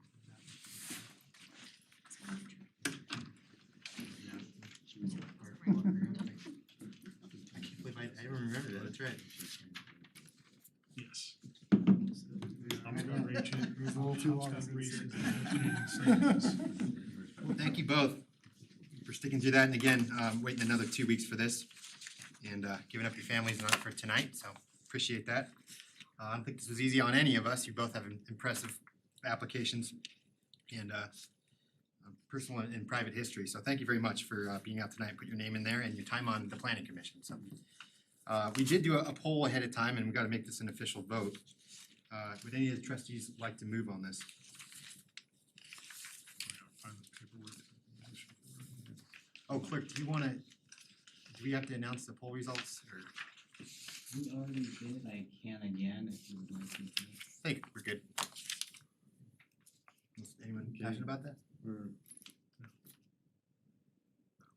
that one? Yeah, that's the Alright. Ready, you're set, go. alright. Board member may, well, I guess I move to appoint Chris Curse to the town board of trustees and serve the remainder of vacated term, which will expire in April 2026. Is there a second? I'll second. All right, trustee Hardy has moved on this appointment. Trustee Ayers has seconded. Any final discussion? Clerk, we have a roll call vote, please. Trustee Murphy, Yes. Mayor Pro Tem Grace, Yes. trustee Albrecht, Yes. trustee Ayers, Yes. trustee Hardy, Yes. Mayor Karsbeck. Yes. Thank you both. I really appreciate your time and truly the time it took to get those ballot questions up there took a while. I think we were all impressed with both of you. At this time, the clerk's gonna have to get some documents and I guess we can't call you trustee Kurtz just yet, but Commissioner Kurtz, we're gonna go ahead and swear you in tonight. Okay. Is that all right? I don't know if Yeah, we yeah, planned it's on totally that, okay. fine, yeah. So clerk, you have to go upstairs, right? Not just yet, we can do the swearing in first. Okay. And then I'll just need to finish some filing, and then we'll be okay to proceed. Makes sense. Alright, there's a few different versions of the oath of office that you can administer in accordance with statute. So the difference is going to be whether you swear, affirm, or swear by the affirm. So it's up to Okay, we can affirm. affirm. Yeah. Certainly. Alright. Gotcha. If you can please raise your right hand and repeat after me. I state your name. I, Chris Kurtz, do affirm do affirm that I will support the Constitution of the United States, that I will support the Constitution of the United States, the Constitution of the State of Colorado, the Constitution of the State of Colorado, the laws of the State of Colorado, the laws of the State of Colorado, and the laws of the Town of Berthoud, the laws of the Town of Berthoud, and will faithfully perform the duties and will faithfully perform the duties of the Office of Trustee of the Office of Trustee upon which I am about to enter upon which I am about to enter to the best of my ability. to the best of my abilities. Thank you so much. Thank you.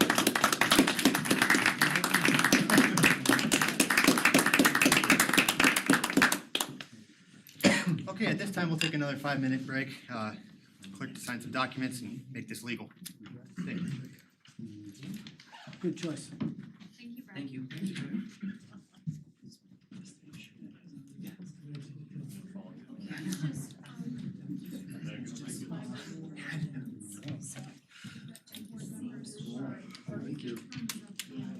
Do I need to?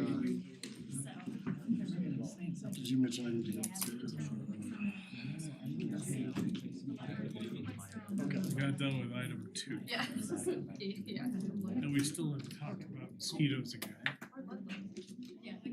Lebanon, I don't think is gonna be a big deal. It's just literally like, hey, we have to add this much to our plan, which changes it this much.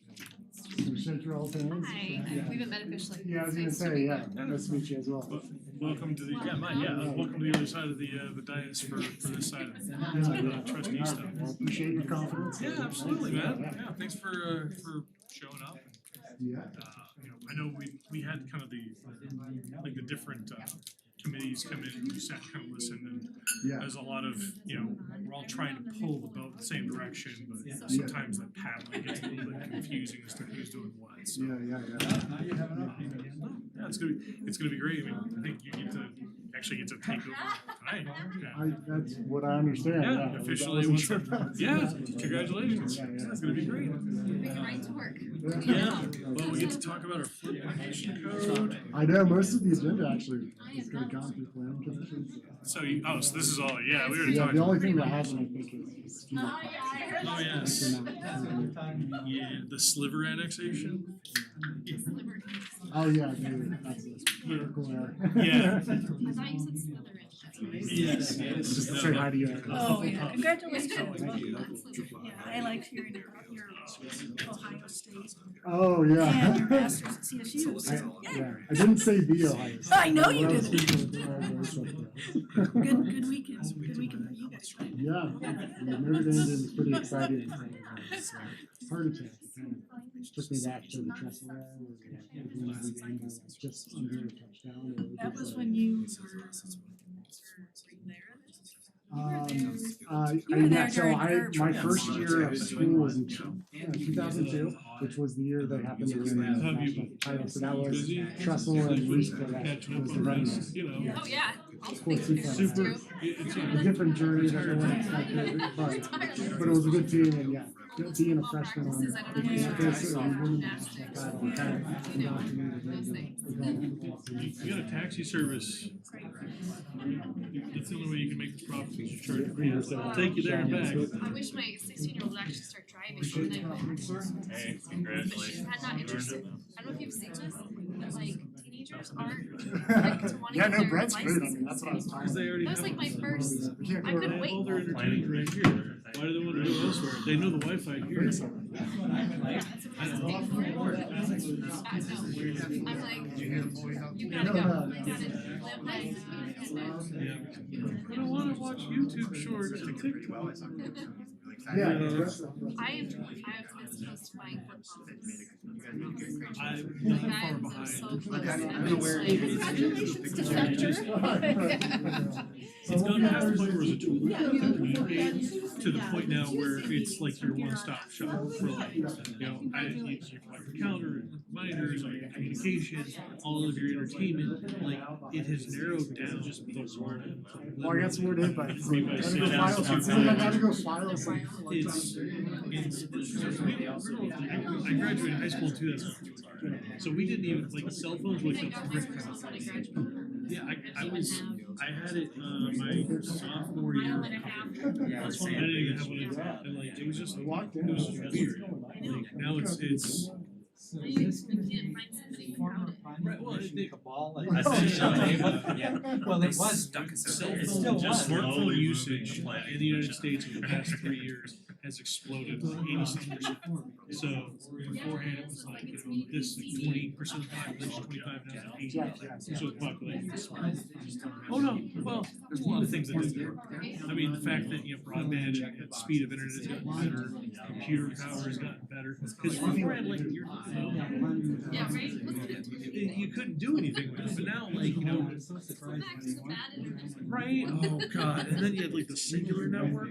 Remember like the internet that cell phones had way back then? It wasn't the internet, it was literally like Verizon's homepage, and that's all you got to use. That was the internet. And it cost you like $5 every time you hop, yeah, it was bad. But now, everything, apps that like, I mean, like, I can pay all sorts of bills, I can order pizza, I can order groceries, like, it's a very ambitious and dynamic tool. I do not disrespect the fact that the tool is very effective. I just bemoan the fact Afterwards, he's like, yeah, that was. there's boundaries. Wow. Like, it, You got some songs, but I appreciate like, our generation is gonna be considered the nostalgic generation, because we remember the time before the internet and afterwards. And we remember the time when we had like CD players. Where everybody had like their giant binders of CD players in the back seat, like all that. And now it's like an iPod. Now you have an iPod, it's way faster, it doesn't have to go, it's just getting borrowed a lot. But it's just, it's.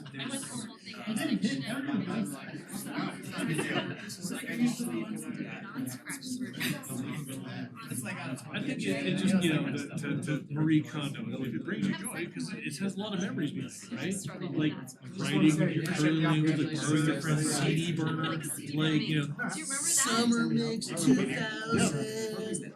Yep, just go right over there. But that was our childhood, it's not a crime, just to your point.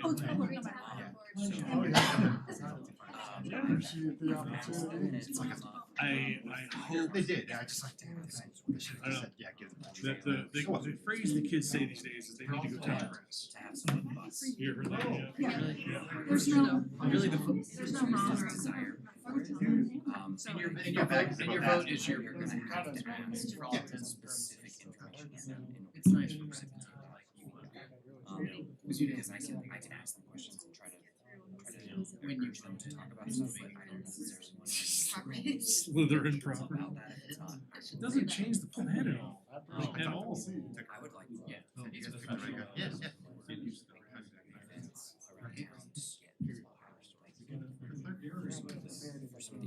Good old JK, man. Thank you. Trustee Kurt's all legal now? Yeah. So now I She's a solid, So that's pretty good. It's cool the fact that she has to, all sorts of taxes are applied, she makes a huge amount of money. Yeah. And it goes to like, impoverished, homeless services, like meals and stuff like that. Well, And also to ask like, would you offer council support for legislation? Because I was We have a full board. Yay! Great. Welcome, Trustee Kurtz. We'll get you a name tag here or a placard here soon on the next meeting. Thank you. I think Administrator Kirk, you took some pictures, right? I did, saw yeah, that. I snapped a photo or two, so we'll make an announcement tomorrow as well. Excellent. All right, well, out of the frying pan and into the fire for you. We're gonna start off with the planning and zoning public hearing, and this will be for flood mitigation code, and we have our town planner, Ann Johnson.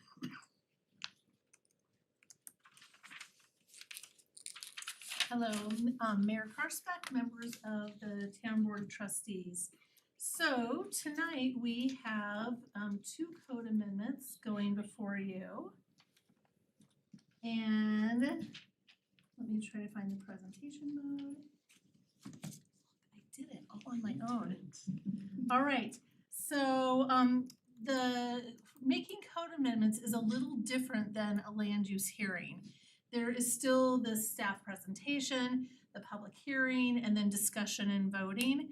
Those three elements still exist, we just don't have a pre-application meeting and discussions with the applicant because tonight the applicant is the town.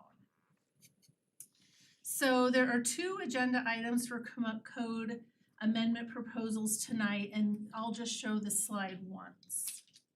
So the first amendment, this is a public hearing to consider a request to adopt the Town of Berthoud Flood Damage Prevention Code as Section 12 to Chapter 30 of the Berthoud Municipal Code through Ordinance 1321.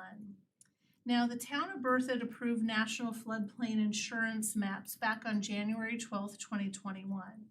The Town of Berthoud doesn't have code language to support how the flood overlay district will be managed, and so updating the development code to remain consistent and in compliance with the Colorado Water Conservation Board and FEMA is important. And the Colorado Water Conservation Board is the regulatory authority for FEMA in the state of Colorado. They did review the proposed amendments, gave us a report card, and said that we had adopted at least the minimum standards, so that is good. Now, they do provide a model code, which was adopted and then Berthoudized, and this is provided to communities for regulation of activities in the flood areas.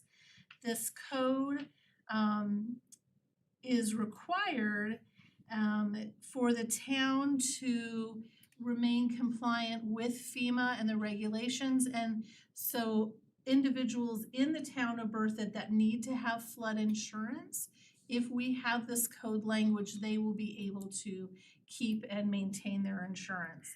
And if an event should happen, then those that are impacted by the event, because we would have a code, would be able to participate and receive FEMA assistance. So this is a required step after adoption of the floodplain mapping, which you all did almost 2 years ago. And that concludes that particular presentation. I am available to ask any questions that you may have, and I believe Noah, the town engineer, is on Zoom. And you can ask him any questions as well. And that concludes staff's presentation. Thank you very much. Trustees, any questions for Planner Johnson or Mr. Noah? As our own applicant, this is kind of interesting, but I guess we did this 2 years ago, huh? Well, this all makes sense. Yes, go ahead. Oh, Trustee Murphy, I'm sorry. There's No actual worries. questions here. Just had a few questions. Regarding this, I think it's really right and fitting that we do this, but beyond that, I had a few questions regarding some actions prior. Through the National Flood Insurance Program, it allows for letters of map revision, and notably some were done in the past couple of years in the Heritage Ridge development. I just had a few questions on how those had been processed in the past, how they would be processed going forward, what conditions the town would be issuing them out to developers for. If you could just kind of go into that. Sure, so letter of map revision or even a conditional letter of map revision is normally issued by FEMA. The town will have, our application requirements would be basically mirroring FEMA. We don't wanna ask for anything different. So they would go through the FEMA process, and that's just a requirement you get to do. So you go through the FEMA process for either a conditional letter of map revision or a CLOMAR or a letter of map revision after the change had been made. Usually you start with a conditional and then you do the work and then you get the LOMAR, but sometimes that doesn't happen that way. And then in the same time, running tandem would be the local permitting requirements. So we would be asking for the same type of materials. In fact, we may even just ask for, give us the same packet that you provided to FEMA. And then we'll review that from a local perspective to see if there are any up or downstream impacts to properties, and then what the effect would be for that particular property. Okay. And just one additional one. I believe it requires sign off from an official, it states CEO for the town. Would that be you, Administrator Kurt? Would be. Okay. That's all I've got. I just wanna apologize, I forgot this was a public hearing. I was making a statement. Thank you. Any other questions? Okay, at this time I'll open it up to the public. Does anyone in the audience wish to speak to this agenda item?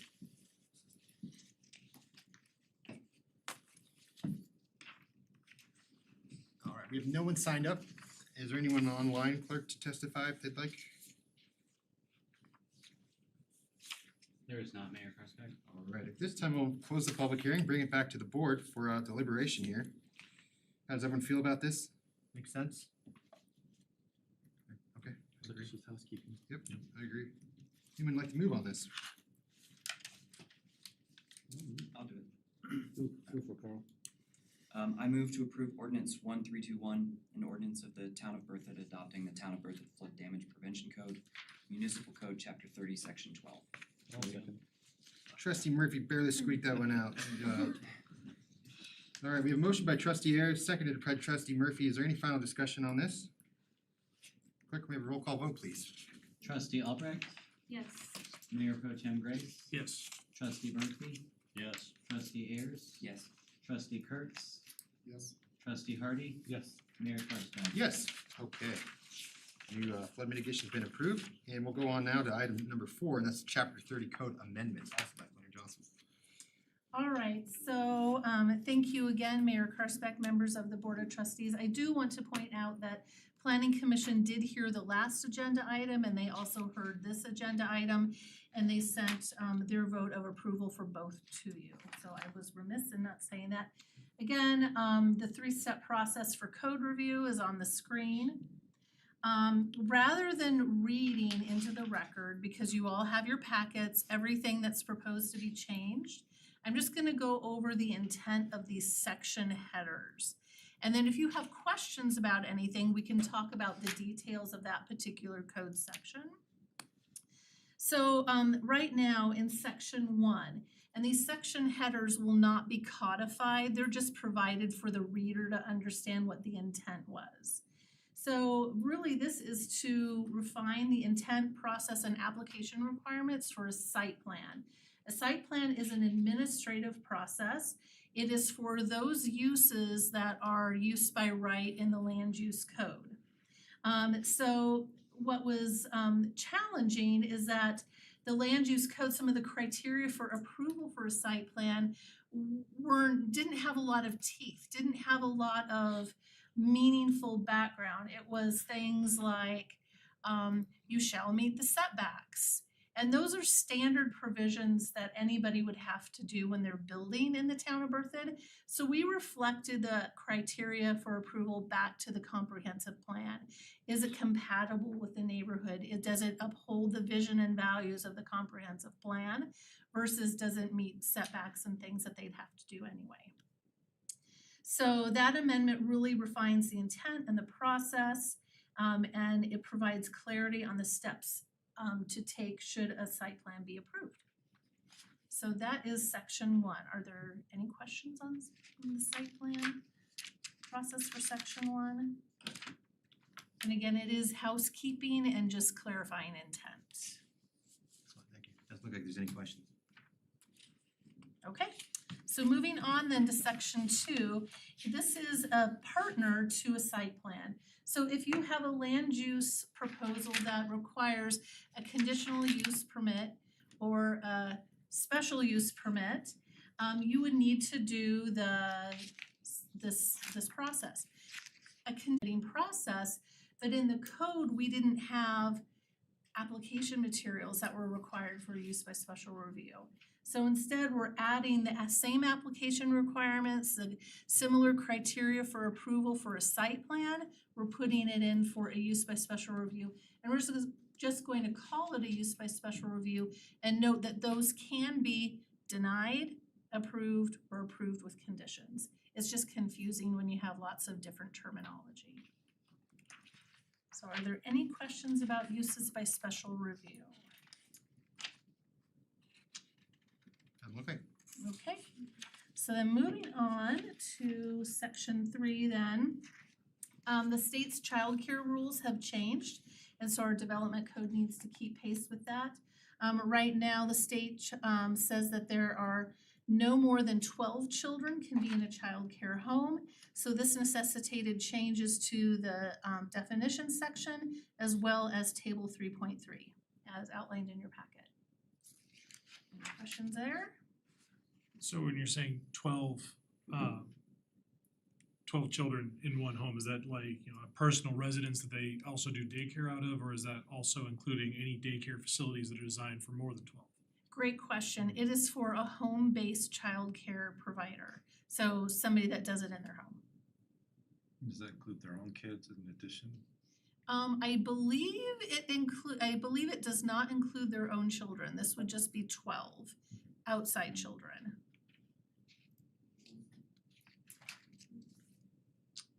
All right, moving on to section 4, the town of Berthoud in section 18, 4-15, it indicates that deceased animals need to be removed from the town for final disposal.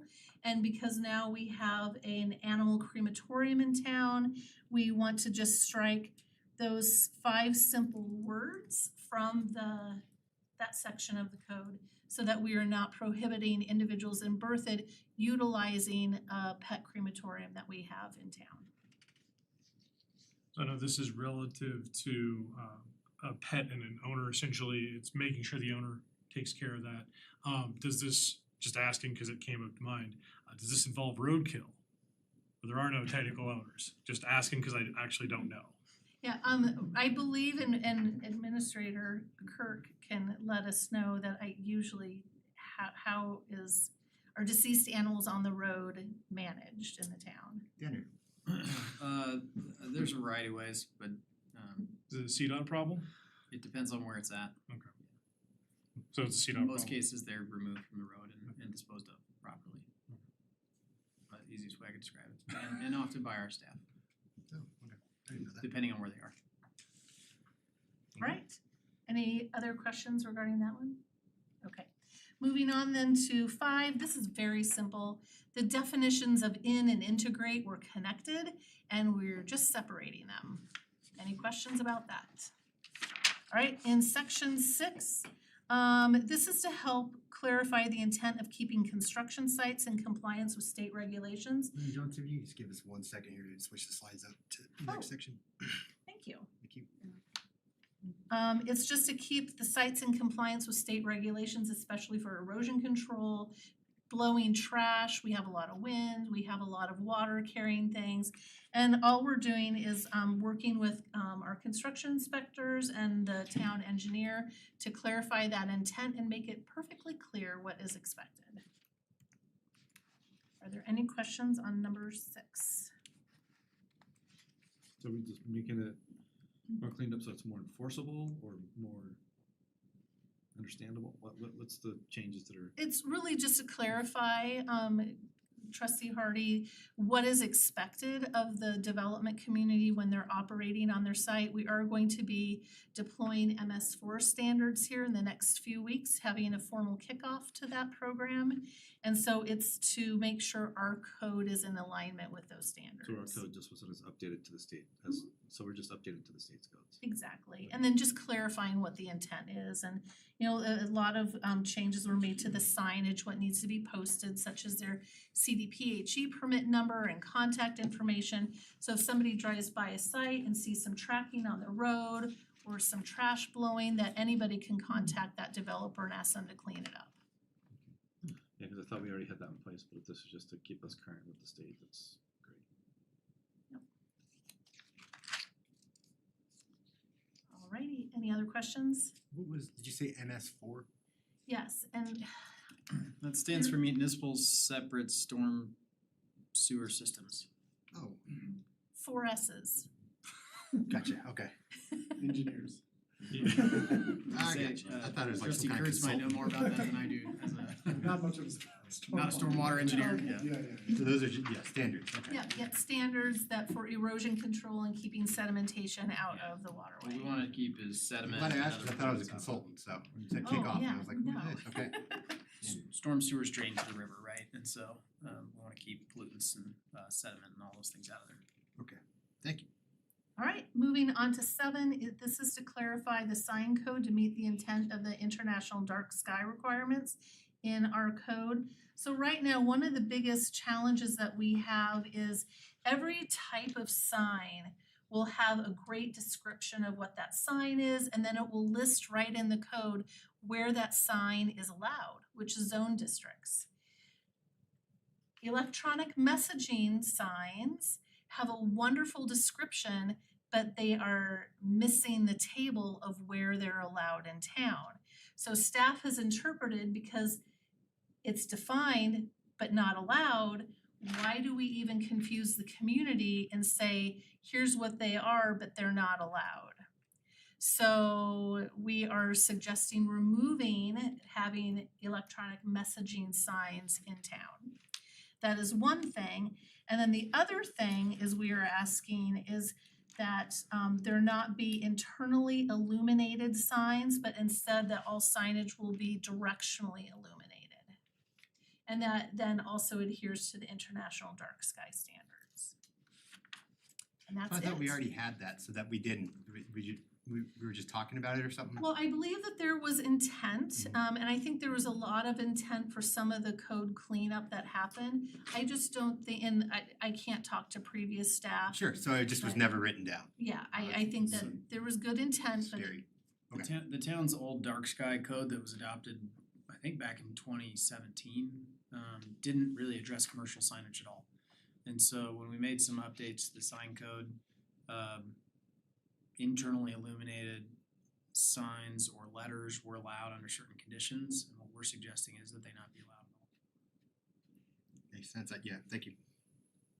What about things like what 7-Eleven did with their faux windows, where they're not really signs, but they're backlit Yeah, and panels that those are interesting differences because they're not signs, they're lighting features, and so those I think we would treat differently under the dark sky ordinance. But we've addressed that, right? Yeah, I think we've generally addressed that, yeah. Yeah, so my question or confusion here is, we did have some discussions here, it just was never written down.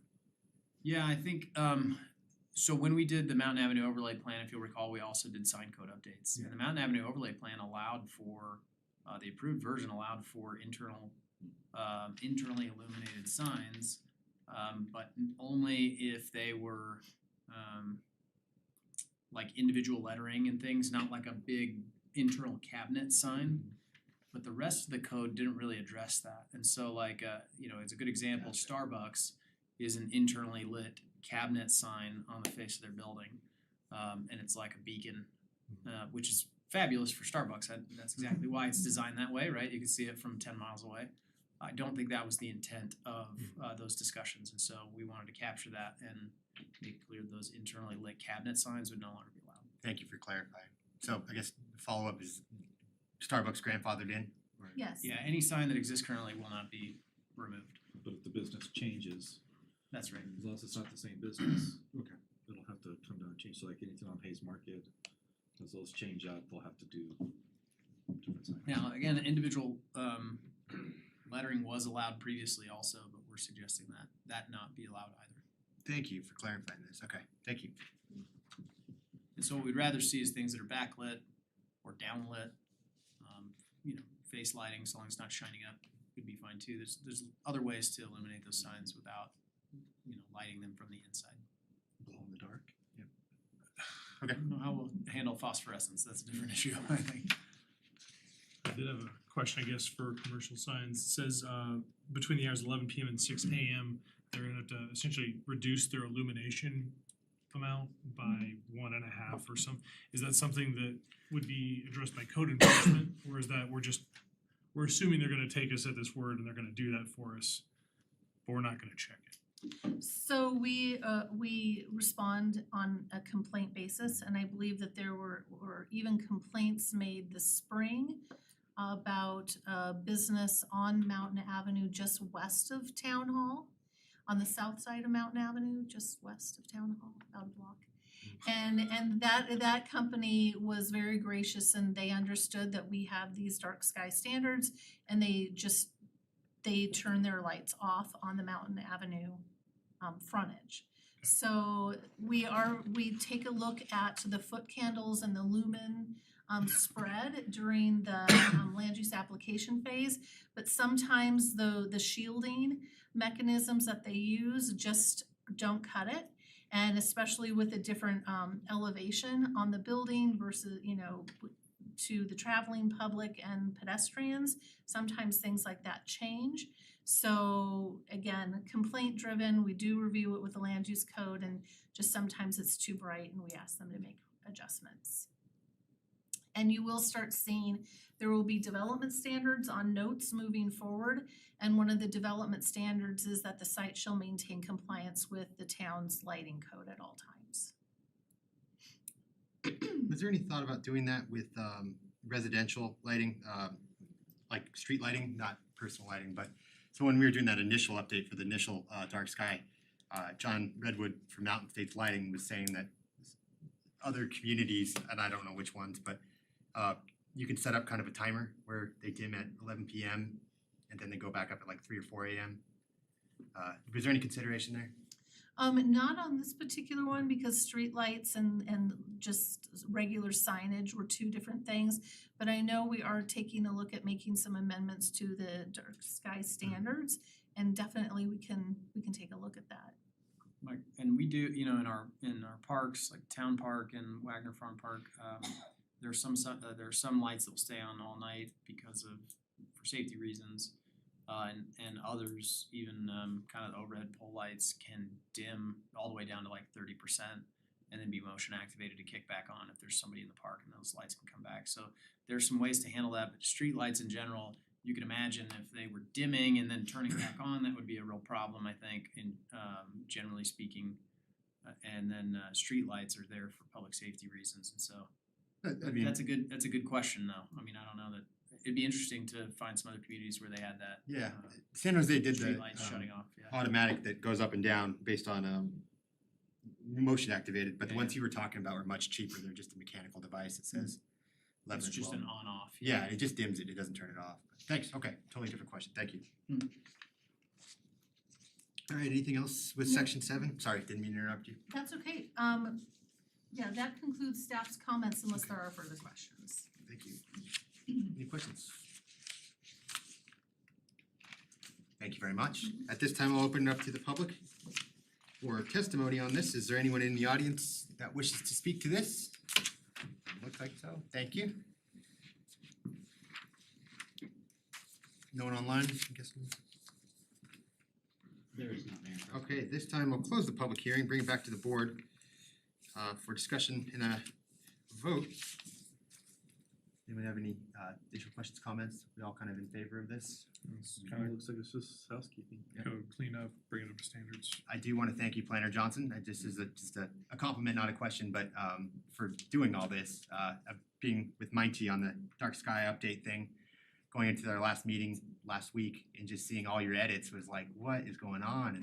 And Brian DuBois like, she loves doing this, but everything was clarified. It was proactive. We didn't have to ask. It was amazing. So thank you. Yeah, and I love to write code, so you will What a see weird more. skill set. So thank you. I know, you will see more, That's and I awesome. promise to try to keep it to a as needed basis. No, it's fantastic. I'm proactive. Thank you. First time Director Johnson told me that, I love to write code, I thought she was talking about coding computers, she's Right. like, No, yeah, municipal code, right? Yeah, that's great. Okay, sounds like we're all in favor. Would any trustee like to move on this? I'll move to approve ordinance 1322, ordinance of the town of Berthoud, amending sections of chapter 18 and chapter 30 of the Berthoud Municipal Code. Thank you. Is there a second? I'll second. Right. Trustee Murphy has moved on this item. Trustee Hardy has seconded it. Is there any final discussion? Clerk, we have a roll call vote, please. Mayor Pro Tem Grace. Yes. Trustee Hardy. Yes. Trustee Ayers. Yes. Trustee Murphy. Yes. Trustee Albrecht, Yes. trustee Kurtz, Yes. Mayor Karspeck. Yes, all right, thank you for that, Planner Johnson. We have one final public hearing coming up, and that will be the Ludlow annexation and zoning, also introduced by Planner Johnson. Oh, no.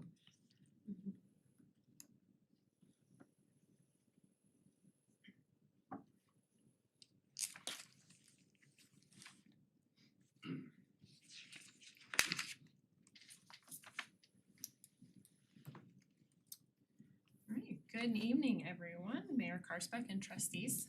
Tawn Hillenbrand, Senior Planner. So before I jump into the agenda this evening, I would like to just quickly go through a couple of slides that may be helpful for those in our audience this evening or online that may be a little unfamiliar with the local land use and public hearing process. So this first slide that you see before you provides the 4 phases of the land use process. So of course, the first step would be a pre-application, and that's an opportunity to discuss the proposed project with staff, address any questions or complications that may arise. And then following that, they would have an opportunity to do their application preparation. And then second, of course, is application submittal. So that's at the time that staff would receive the application, do a completeness check to make sure that all items have been submitted, and then it's sent out for referral agency review as well as staff review. And then following that, once all staff comments and review agency comments have been addressed, it moves on to the step 3, which is the public meeting and hearing. At that point, of course, public noticing and all that is taken care of. And then at the actual public hearing, we have staff presentation, applicant presentations, and then of course discussion and vote. And then the 4th is the post-approval actions, which is conditions of approval are addressed, signing of documents, and then any recording of documents that may be necessary. So in this next slide, of course, we are in this 3rd step, which is the public hearing. So on the next slide before you, the public hearing information guide, this is more specific to how the public hearing will be structured or is structured. So the first step, the agenda item is introduced by town staff, including details of the official requests and location of the project, satisfies the development code and comprehensive plan. And then it moves on to the applicant presentation. And then the 3rd is the public hearing, where the public hearing is actually open for testimony. And the citizens would have an opportunity to provide comments and speak on the proposed project. And then the 4th step would be discussion and vote. So at this time, the applicant would have the opportunity to address any public testimony, and the trustees would confer and have an opportunity to ask the applicant and staff questions on the project. And then motion, of course, and then it moves forward. So that was quick, and I will now move on into the current item of discussion. So before you, this is the Ludlow Sliver annexation and rezone. The subject property is an approximate 0.4 acres and is located between State Highway 287 and South Berthoud Parkway, 1 mile south of the intersection of South Berthoud Parkway and Mountain Avenue. It is south of and adjacent to the Ludlow Farms property and northwest of the Harvest Ridge subdivision. This request is for an annexation and rezone from Larimer County RR2 Rural Residential to SR Suburban Residential, and it's of 0.436 acres of land. And as you may recall, the Town Board of Trustees accepted the annexation petition at a regularly scheduled hearing on July 25th and scheduled the annexation for the Town Board hearing on September 12th. Through resolution 2023-16, and as you know, that hearing was rescheduled to today due to a quorum issue. And this proposal, I'll go back one. This proposed annexation and rezone request is located south of and adjacent to the Ludlow Farms property, which was annexed to the town of Berthoud in 2010 and received approval of the neighborhood master plan and rezoning in early 2023. The subject property was inadvertently left out of the original Ludlow Farms property annexation in 2010, as seen in the images on the screen and in the staff report. So this proposed annexation in conjunction with the rezone would address the inadvertent omission. So for the annexation, staff finds the annexation request substantially complies with the criteria established in Colorado statutes 31-12-104 and section 30-8-103 of the Berthoud Municipal Code for annexation eligibility as follows. 1, the perimeter of the area proposed for annexation satisfies the 1/6 contiguity to existing town limits. 2, there is a community interest between this property and the town of Berthoud. And 3, this property is expected to be urbanized in the near future and is capable of being integrated with the town of Berthoud. For the rezone, the applicant has requested to rezone the property from community or county RR2 rural residential to SR suburban residential. If approved, the resultant zoning would be consistent with the remainder of the Ludlow Farms property to the north. Additionally, the subject property would be incorporated into the overall Ludlow Farms development project and thereby reflected in the rezoning and neighborhood master plan approved by the town in early 2023. The property would be incorporated into the proposed open space for the development, and obligations for the overall development project would include this sliver of land. So at the hearing held on August 10th, 2023, the Planning Commission unanimously recommended approval of the request to rezone the 0.436 acres of property from County RR2 rural residential to SR suburban residential, should the Town Board of Trustees approve the annexation request. The following slide provides findings and recommendations for the Ludlow Sliver annexation and rezone. This request contains 2 separate items, which requires a separate set of findings and motions. The first, for the annexation, staff recommends to the Town Board of Trustees approval of the annexation of the 0.43 acres property known as the Ludlow Sliver annexation to the town of Berthoud, finding that, as stated previously, the proposed annexation satisfies the 1/6 contiguity to existing town limits. There is a community interest between this property and the town of Berthoud, and the property is expected to be urbanized in the near future. Therefore, the following motion is provided. Move to recommend approval of the request to annex 0.436 acres of land known as Ludlow Sliver annexation into the town of Berthoud as per the findings of Resolution 2023-19 and recommend approval of the attached annexation ordinance 1323. Second, for the rezone, staff recommends to the Town Board of Trustees acceptance of the Planning Commission recommendation to rezone 0.436 acres of property known as the Ludlow Sliver annexation to SR suburban residential, finding that the zoning of suburban residential and its uses are consistent with the preferred land use plan, and the SR suburban residential district would be consistent with the remainder of Ludlow Farms property to the north and in harmony with the adjacent properties. Therefore, the following motion is provided. Move to accept Planning Commission recommendation to approve a rezone of 0.43 acres of land known as Ludlow Sliver annexation from County RR2 rural residential to SR suburban residential and recommend approval of the attached change of zone ordinance 1324. And with that, I will wrap up my presentation with the one note, just that when reading the motions provided in the staff report may contain outdated ordinance numbers, as we had a slight change since the drafting of the report.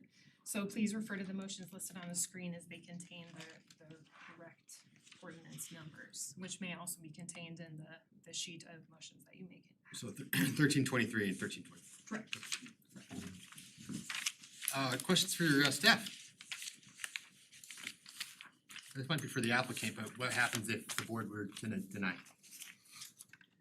That is a really great question, and I don't actually know, Chris.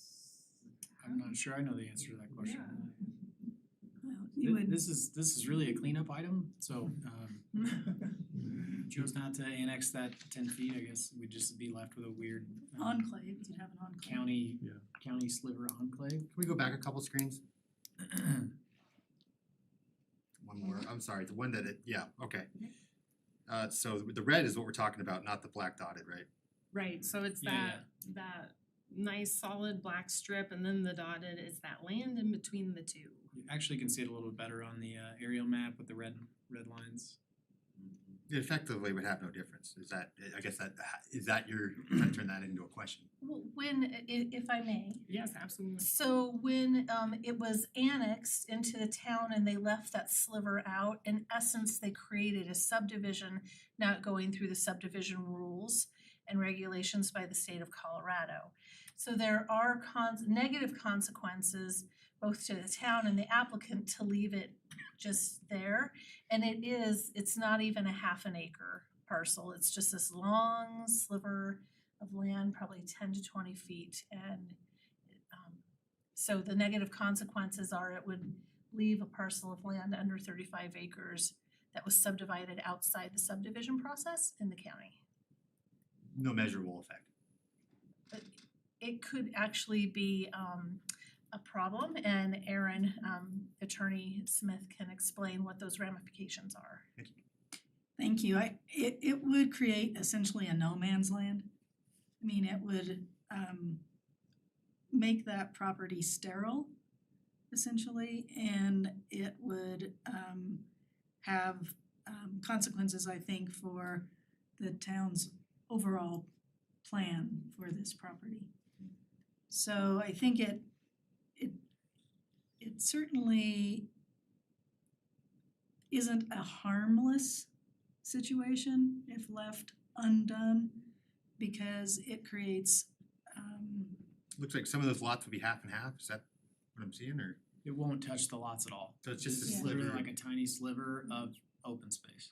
it's going to be It doesn't used as impact- open space. It doesn't impact the. So it's just like an residential open lots. space enclave. Yeah, which this, again, for us, it just seems like a cleanup item. There's when the property south of there annexes, that's Harvest West, right? If it annexes.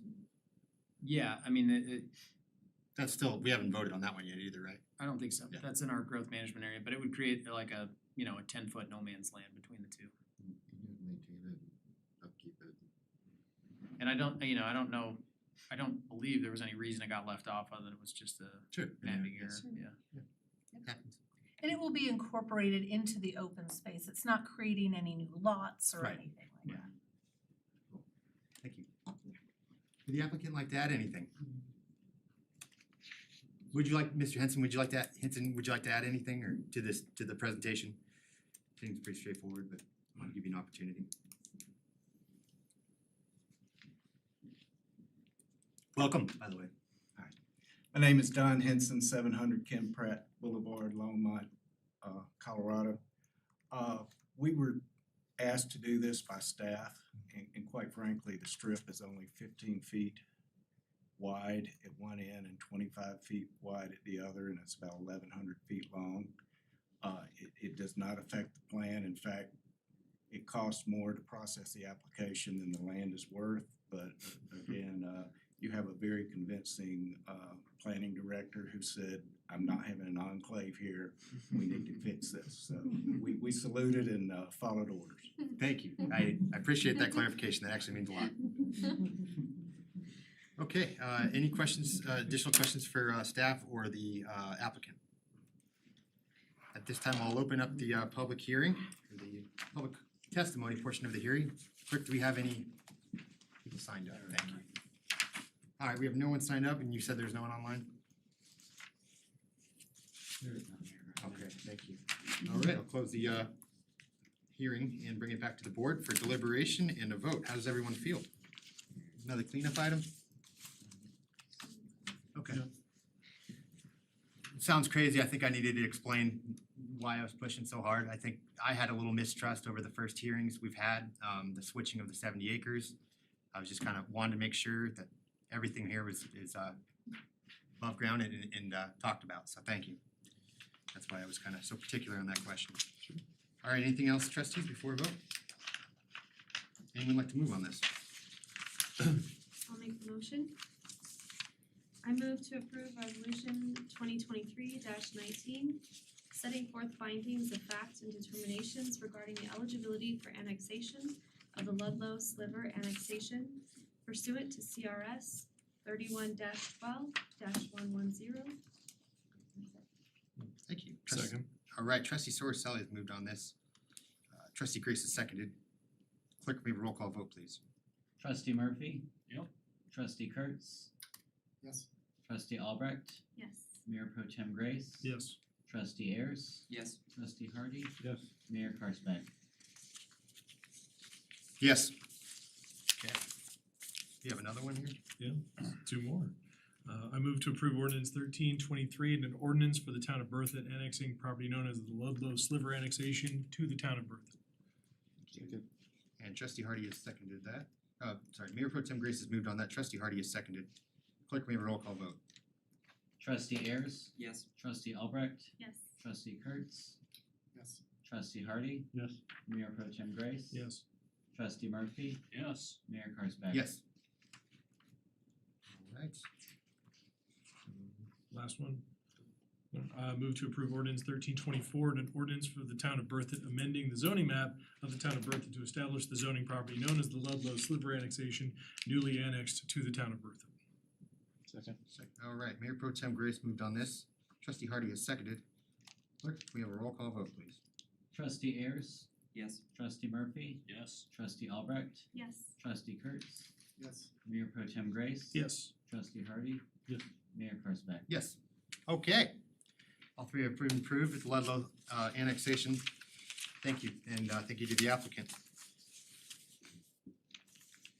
Our final, are we all right to keep going, board? Anyone wanna take a break? Okay, we'll move on to our final item tonight, and this is the mosquito management policy. Trustee Kurtz, I don't think you've been exposed to this one yet, so welcome. Welcome to the Thunderdome. Administrator Kirk, would you like to introduce this resolution? Sure. As the board knows, sorry, excuse me. Mosquito management's been an ongoing topic of conversation in the community and the board. We've had a handful of meetings and study sessions to talk about the issue over the last several months. On August 29th, we held a study session. The board discussed your concerns and ideas about how we should handle mosquito spraying or not in town. Primarily, I mean, certainly we look at mosquito management. An integrated mosquito management program includes education and larviciding and other things, but the spray of adulticide control measures was kind of at issue. The direction that we received at that meeting was to prepare a draft resolution outlining a new vector management policy that requires ongoing larviciding that we do already, continued trapping and testing of mosquitoes during the season, and then a new automatic trigger for adulticide application when the vector index is calculated at 1.0 or above for 2 consecutive weeks. We also modified or we also added the provision that adulticide application would only take place over one night and not two, and that it would begin after 10 p.m. and finish as soon as possible, but no later than 4 a.m. in the morning. And, currently, the town is small enough, the vector control contractors can typically complete those sprays within a few hours, so I think there's no issue with that Do you timing. mind popping this up on our monitor? Thank you. Thank you, Administrator Kirk. Yeah, in addition to that, as you know, the Larimer County Public Health Department reached out and shared some of their concerns with that approach. They have offered some alternatives that may be of interest to the board. I'm happy to talk about those, but if you'd like to just consider the resolution as you gave us direction, that's certainly your purview as well. Thank you. Any questions for staff? Let's wait till this gets pulled up. I mean, we got it in our package, but I had to read it. It might be tied because is there, oh, never mind. Well, and I apologize, I forgot there's one additional provision in there that was suggested that we included, that the town will maintain a webpage on its website that includes information about any insecticides that would be used in that adulticide application, including the safety data sheets and EPA registrations. Also recommendations for protecting the health of people and pets, which we would basically just take from the CDC or the EPA. We won't create our own. And then contact information for residents to report, what they believe to be misapplication of mosquito adulticides by the town, so we can follow up on that with the vector control contractor. Okay. So Trustee Murphy, we talked about your additional requests you wanted to bring up under reports, but I thought some of those might not be in this resolution, but from your memory, did we not say we wanted to do those at that meeting? Yeah, I thought it was a separate issue Yeah, outside okay, of this all right. policy, so Yeah, I get that, okay. if that makes sense. It does make sense. Just wanted to make sure, okay. Any questions for staff here on this? I think earlier you said it was vector index of 2 or more or 1. Vector index of 1.0 or more for 2 consecutive weeks. And that's any trap at all in town, or is it specifically 2 traps have to hit over 1? No, as a reminder for the board, the way that we calculate vector index is from all 5 traps in town. We do that as an average of those traps. It's not based on 1 trap. One of the things that the health department suggested is that perhaps vector index is variable. I think we saw that this year where we'd go from 3.2 to 0.32 to back to 2.0. And that's driven in part because of how the number of traps that we have. 5 is kind of the minimum recommended amount. There's some studies that have been done in order to calculate that index, but the more traps you have, it changes the average, right? I mean, it's just basic math. If we had fewer traps, or if we used fewer traps in our calculation of the vector index, that could create even more variability that I'm not sure that we wanna do. And that was a discussion that we'd had as well at the previous meeting. You know, if we broke the town into zones, we would likely need to add a number of traps or, and increase the amount of testing that we do rather than just rely on 1 trap, for instance, on the east end of town to calculate vector index. But alternatively, with 1 trap, if we had a positive test pool, regardless of vector index, I think we all recognize the variability of the vector index. And we chose to spray within a short radius around that trap, a half mile or a mile, that perhaps that's an alternative approach that I think the health department thinks might make some sense. And for what it's worth, I had a good conversation with Tom Gonzalez, our public health director, and I think while they have concerns about using 1.0 vector index as the threshold, they've shared those with you. None of that's a surprise. It's also caused them to go back and do some, even more research. And is there a better way to handle this, especially in smaller communities, right? Where Fort Collins has hundreds of traps, we have 5. Is there a way to do this in smaller communities that might be better applicable? And like I said, I think they have some proposed alternatives that they've shared with us just in the last couple days. But we didn't want to derail that process because we've been down this road and you guys gave us direction to prepare a resolution, which we did.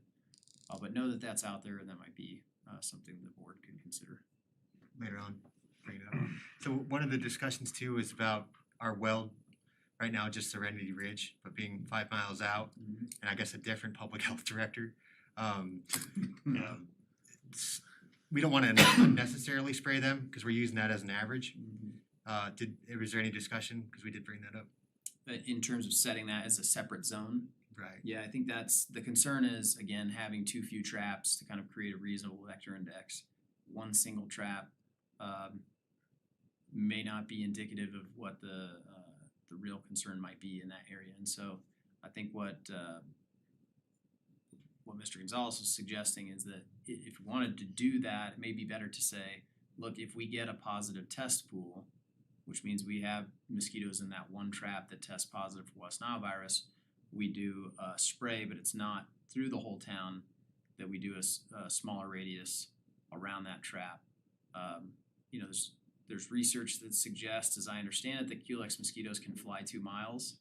That's true, but that in general, they don't, right? I mean, it's not like they're going on family road trips every night, and so they generally stay where they, where they are. And so, taking a narrower approach to spray around a trap that has tested positive might be a reasonable alternative. This is like 4 or 5 miles away though. So we ran into that this year, right? In basically every case, we had positive test pools in town too, so it wasn't like only Serenity Ridge was testing positive and none of the ones in town were, and that was elevating the vector index. we were getting positive tests by Berthoud Elementary and Town Park, and so, you know, but I do think that that's a unique situation that we have one trap that is, you know, 4.5, 5 miles from town. So That'll definitely come up, I think, if I that think you're happens right. again. Yeah. Might derail this whole thing. So is there any thought about having another trap out there? We can certainly add traps. Adding traps adds cost. But that way you could have a separate average. I mean, I guess I'm essentially asking if we could have two zones because they are so far away. Yeah, or do we even need that trap? I think we I think if we're gonna trap, we should trap anywhere where folks live in town. I don't think we wanna exclude one, you know, one area of town where people live and say, you know, we don't care if there's West Nile out here, we're not gonna test. I think we wanna make sure that we're testing in all the areas of town where folks live. Is there another municipality's trap nearby that wouldn't necessarily be, you know, under the purview of Berthoud? No, I don't Be a believe so. data sharing opportunity? Johnstown or something. Well, the weld traps too. I wonder if they have one out there. Good idea. Yeah, I don't know, I'm just asking. I don't think there's any other municipalities, but that's a good question. I don't know about Weld County. I think I mean, Prairie Star could be its own zone too. And Technically. Heron Lakes, and I mean, I think there's definitely, you can really think of different areas of town that's different surrounding agriculture dynamics that would impact how much they're gonna have those levels of EI. And I loved this idea to begin with because you can target it. But my concern is that we delay a policy. So my suggestion, just based on seeing this and being impressed by how much compromise went into this, I would say we put this in place and then we start moving on a zone based, but still following this policy, like would overlay this. It'd be the same numbers, same application process, but it'd be zone based. Does the zone, Okay, could the yeah. zones be a separate policy or does it have to be in this policy? No, it can be, well, it can be both.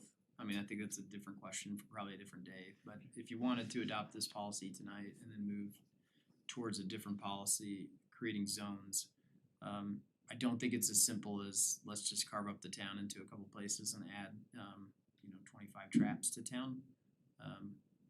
Cause I think that's might be what we're talking about. I'd like to take a more scientific approach, hopefully, Yeah, where yeah. we're actually taking the time to look at what's fair breakdown of those zones. But I wouldn't change the policy, I would just amend this one. Yeah, if we do the zone research, I'd also like to look at where we're actually larviciding, because like an article I sent out earlier today, I asked you about it once, are we hitting all those areas that we're creating for drainage and runoff? And cause I asked you about why are we mowing those areas, because the long grass on those drainage catch-all areas just creates a prime breeding zone. And the for general answer mosquitoes. is we do catch all those areas, but But if the grass is, 2 feet high in there, they get out and inspect by hand, even areas that have tall grass and other things, but Yeah, I Yeah. agree with putting something in place here. My fault for being mayor, not looking at the directions that we gave last time. There was no discussion about the Serenity Ridge thing, cause it's just there such a was, separate but I community. didn't take direction that you wanted to do that Put separately. that in there, okay. Did Tom have any way in on that, or was there any conversation with Tom? Cause it is a Again, well thing. I think his concern is when you, if you look at one trap, it's not a good indicator of vector index. Exactly. And so that's why we look at several traps throughout our town limits, recognizing that Serenity Ridge is far from town. Okay. But we average our traps from across town to come up with a vector index. We don't create the vector index based on one trap. So vector index, if we choose to break the town into zone, may not be the right determining factor without Or we need adding a multiple per significant zone. number of Right, traps. yeah, I agree with that. Okay, that makes sense. Does that make sense? Yep. That definitely does. Okay, anything else? Trustees, any questions? I got a couple. Go ahead. So the pathway for spring, is that something that can be also posted on the website or noticed? Is that You mean like how, like the actual route they drive? right? So say this whole thing kicks on, vector index of 1, what route do they take? I suppose we could create that, but they just drive up and down every street in town. Okay. So it just depends on where they start and where they finish, but Yeah. I don't know, that's a good question, I'd have to ask VDCI, I don't know the answer to that. I guess the next question, when it comes to determining vector index, are we still essentially running on 4 or 5 day old data when it comes to this information coming through? Yeah, I mean inevitably, we collect traps on Tuesdays. Right. The test results don't come back till the next Wednesday. Okay. Just making sure that that's, I mean, I don't imagine that there's really anybody else in the area who traps and The tests. CSU lab is the only one doing the testing that I'm aware of. So They're it's- testing for everybody in northern Colorado. we're kind of stuck there.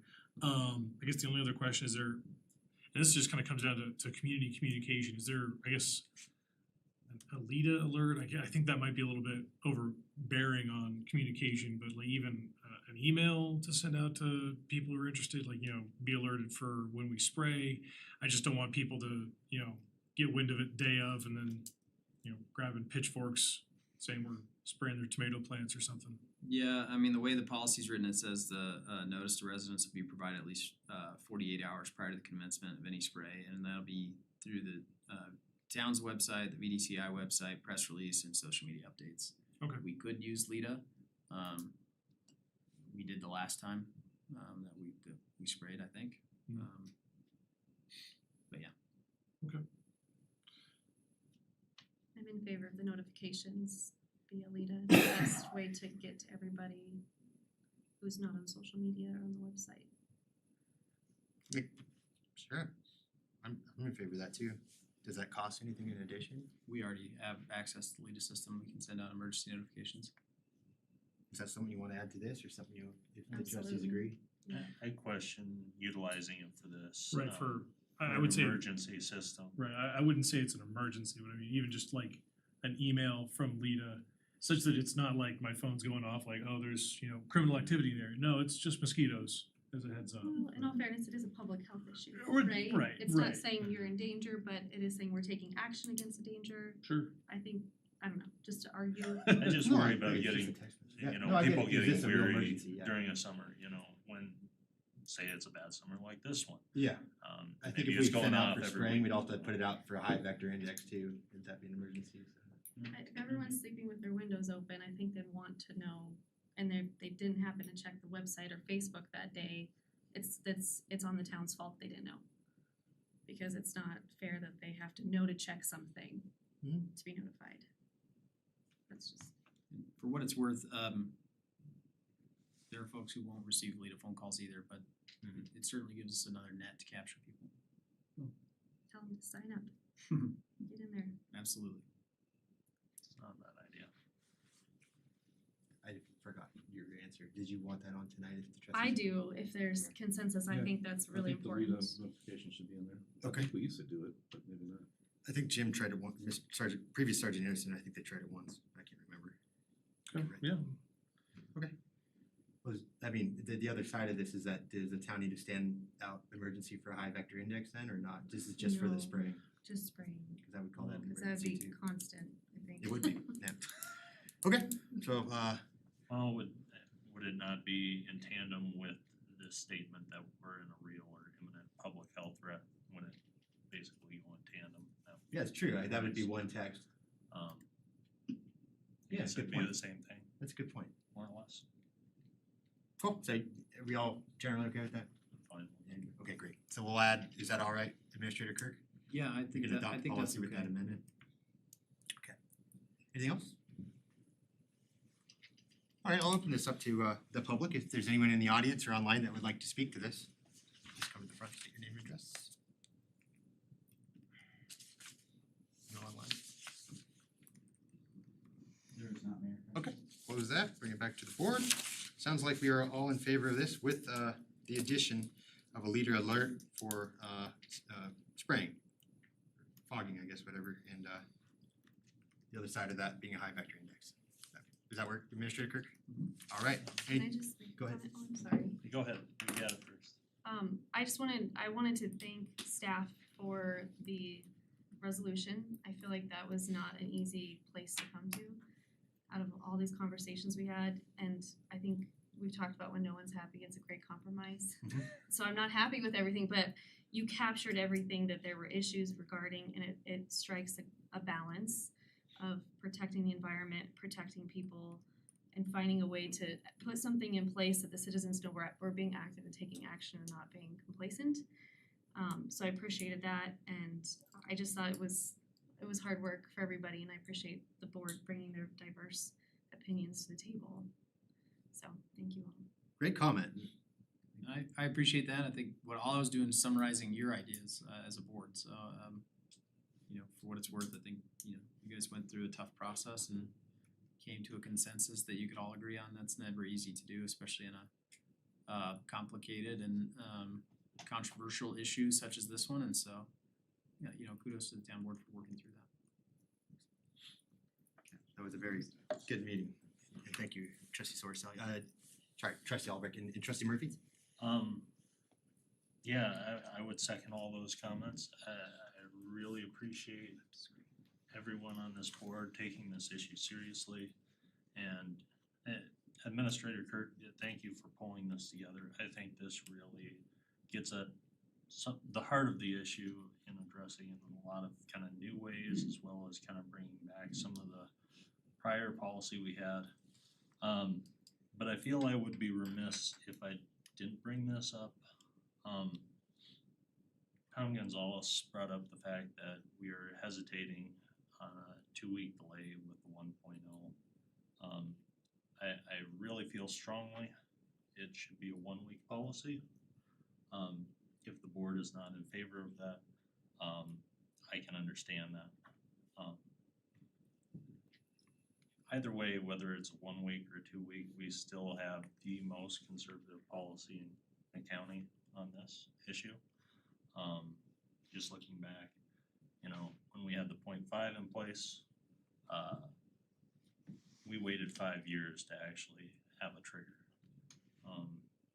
So I feel strongly about this. If this is not, I still think it's overall a very good policy, and I want to thank you guys for really putting a lot of thought into this and pulling this together. So I would be interested in hearing your opinion on that. And if there is support for amending that or not. Is there any support for amending this to include to reduce it from 2 weeks to 1 week? I could support that. Is there anyone else? Doesn't look like there's enough. I think, Sean, I wanted to add to yours. I think I could go either way. I think, to your credit, I'm a very visual person. I didn't realize it until you turned that statistic into a line graph, and that really helped me out. So I'm the same way. Yeah, I could go to a 1 week too after seeing that, but it doesn't sound like we have a consensus or a quorum there on that. Anything else? Yeah, I'd like to make a Yes, comment please. as well. First of all, I appreciate all of the conversation that was had in the study session. Unfortunately, I wasn't able to attend. I was on the couch with a fever. But in the spirit of compromise, I think the conversations that were had were detailed, they were respectful of everyone. And it's refreshing to see a hard, difficult conversation where there are strong feelings on both sides that was had with respect of everyone's opinion. Personally, I am still against spraying for the reasons that I've stated publicly. However, in the spirit of compromise, I think it is important to understand that with a compromise, unfortunately, no one is happy, right? Because it is a compromise. So you take everyone's opinions and you take everyone's thoughts and feelings into account when you make your decision. It is, I think, as everyone knows, it's our responsibility to represent the community as a whole. There are members of the community that are strongly for spraying. There are members of the community that are strongly against spraying. And there are, I assume, a majority of the community that don't care one way or another. And the sort of silent majority, if it were just the silent majority, if it were just one side, it's an easy decision. Then it becomes our decision for personal reasons. But I do not like I like the policy, so thank you staff for bringing this together. It was quick, it related to all the concerns that everyone had. But personally, I think we can do things differently, and I think we should, as we move forward, attempt to do things differently.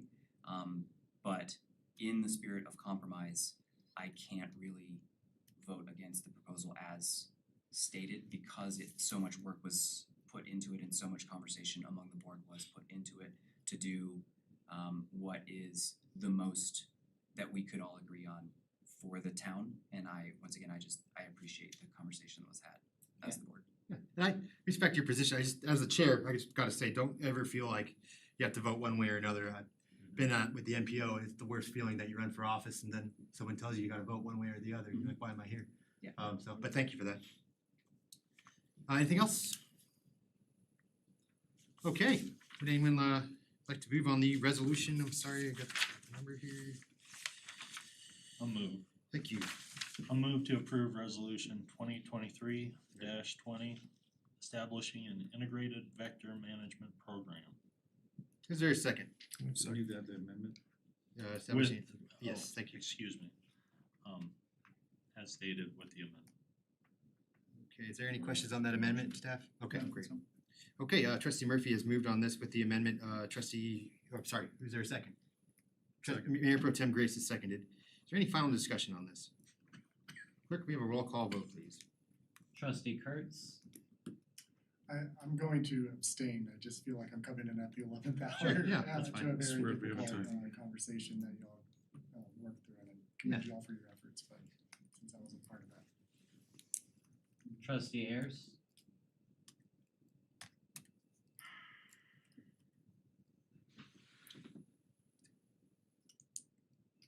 No, trustee Hardy,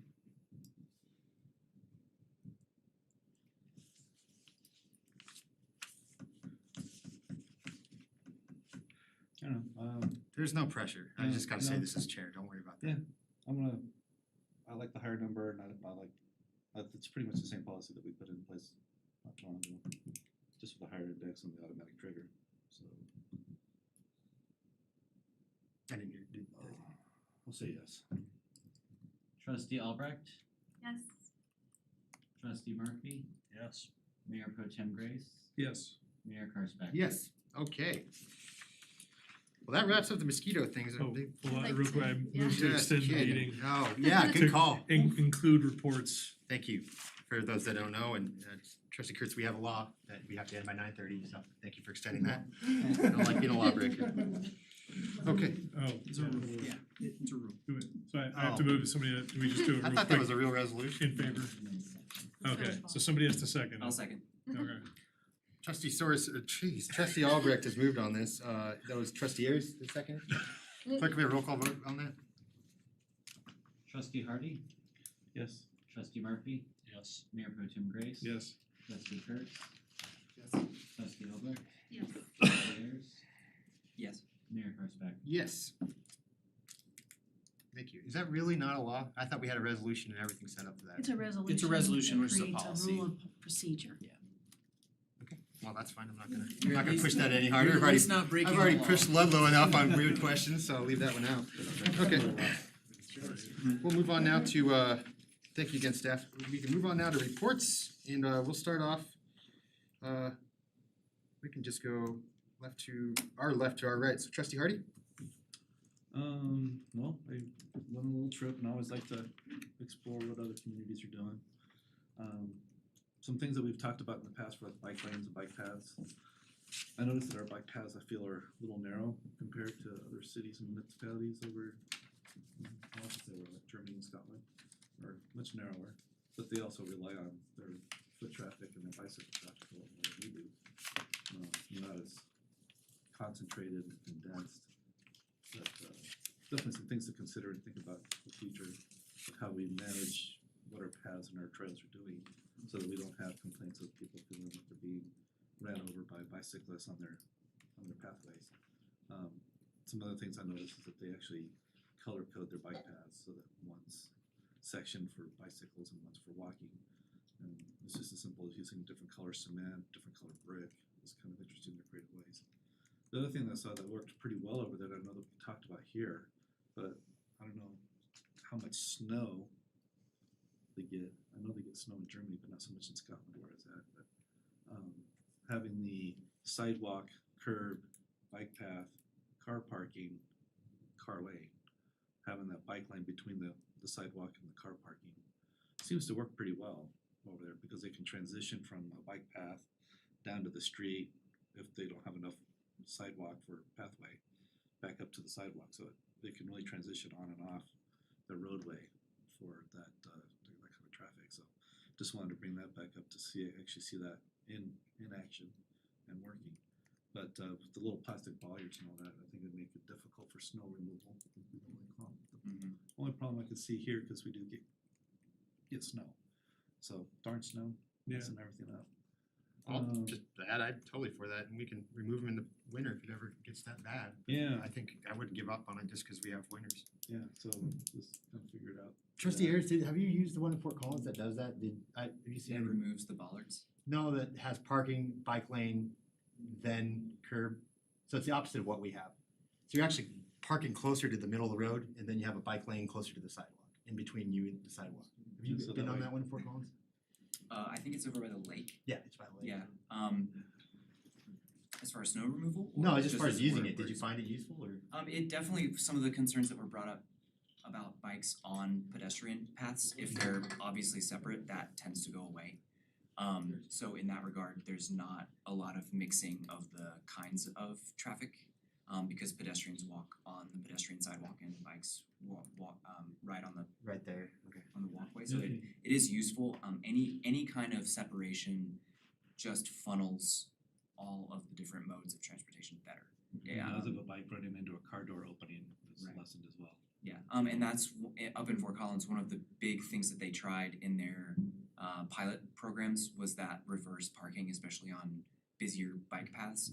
And that cut, from what I remember from when I was there, that definitely cut the number of interactions, quote unquote, between bikes and cars, because as you're pulling out, you have to be aware of what's behind you instead of kind of like, I don't see anything, I have to go, just because of the way the traffic works. That was I think a bigger safety change than making the delineations between the modes. So it's something I'd like to have in a future discussion if we ever have that opportunity to look at our bike paths and just kind of decide are our paths big enough, because we've already kind of run into that few places up north where the bottom is 6 footer and it's definitely too narrow. So, but I know we can't go widen it because they're metro districts. Right, and on that note, Trustee Hardy, the color coding definitely works because it makes, it's different enough that all modes of transportation are aware that something is going on, and so it's kind of like a roundabout that when you approach it, you have to slow down, you have to. Well, I know, I was consciously going, oh crap, I'm on the red zone again. I gotta Right. get back over in the gray zone. Right, so that kind of Can you cuss that in German? delineation. Well, and plus I get yelled at in German, but that's scary enough as it is. I think we should try all those, and I think on our Third Street corridor, we've tried to attempt some of these novel ideas, right? The reverse parking, did we try to do the bike lane in a different area? I mean, that Yeah, would be like a road diet too, which seems to help. So the intent on Third Street is reverse diagonal parking so that cars aren't backing out into bike traffic, but the intent was shared lanes, not dedicated bike lanes on Third Street. Okay. Share that, yeah, okay, alright, so we don't have, okay, thanks. Anything else? And just as we discussed here with the mosquito policy, a lot of the communities I walked into are very pollinator friendly type cities and actually build things in their parks, little gardens and things like that, and they're also very conscious about their pesticide uses. I talked to actually park attendant in a couple parks that spoke English. Talked to him a little bit because he saw me taking pictures of the little mason bee house and the pollinator garden. So, I asked some questions about it. Found it pretty interesting how they deal with that over there. The other thing was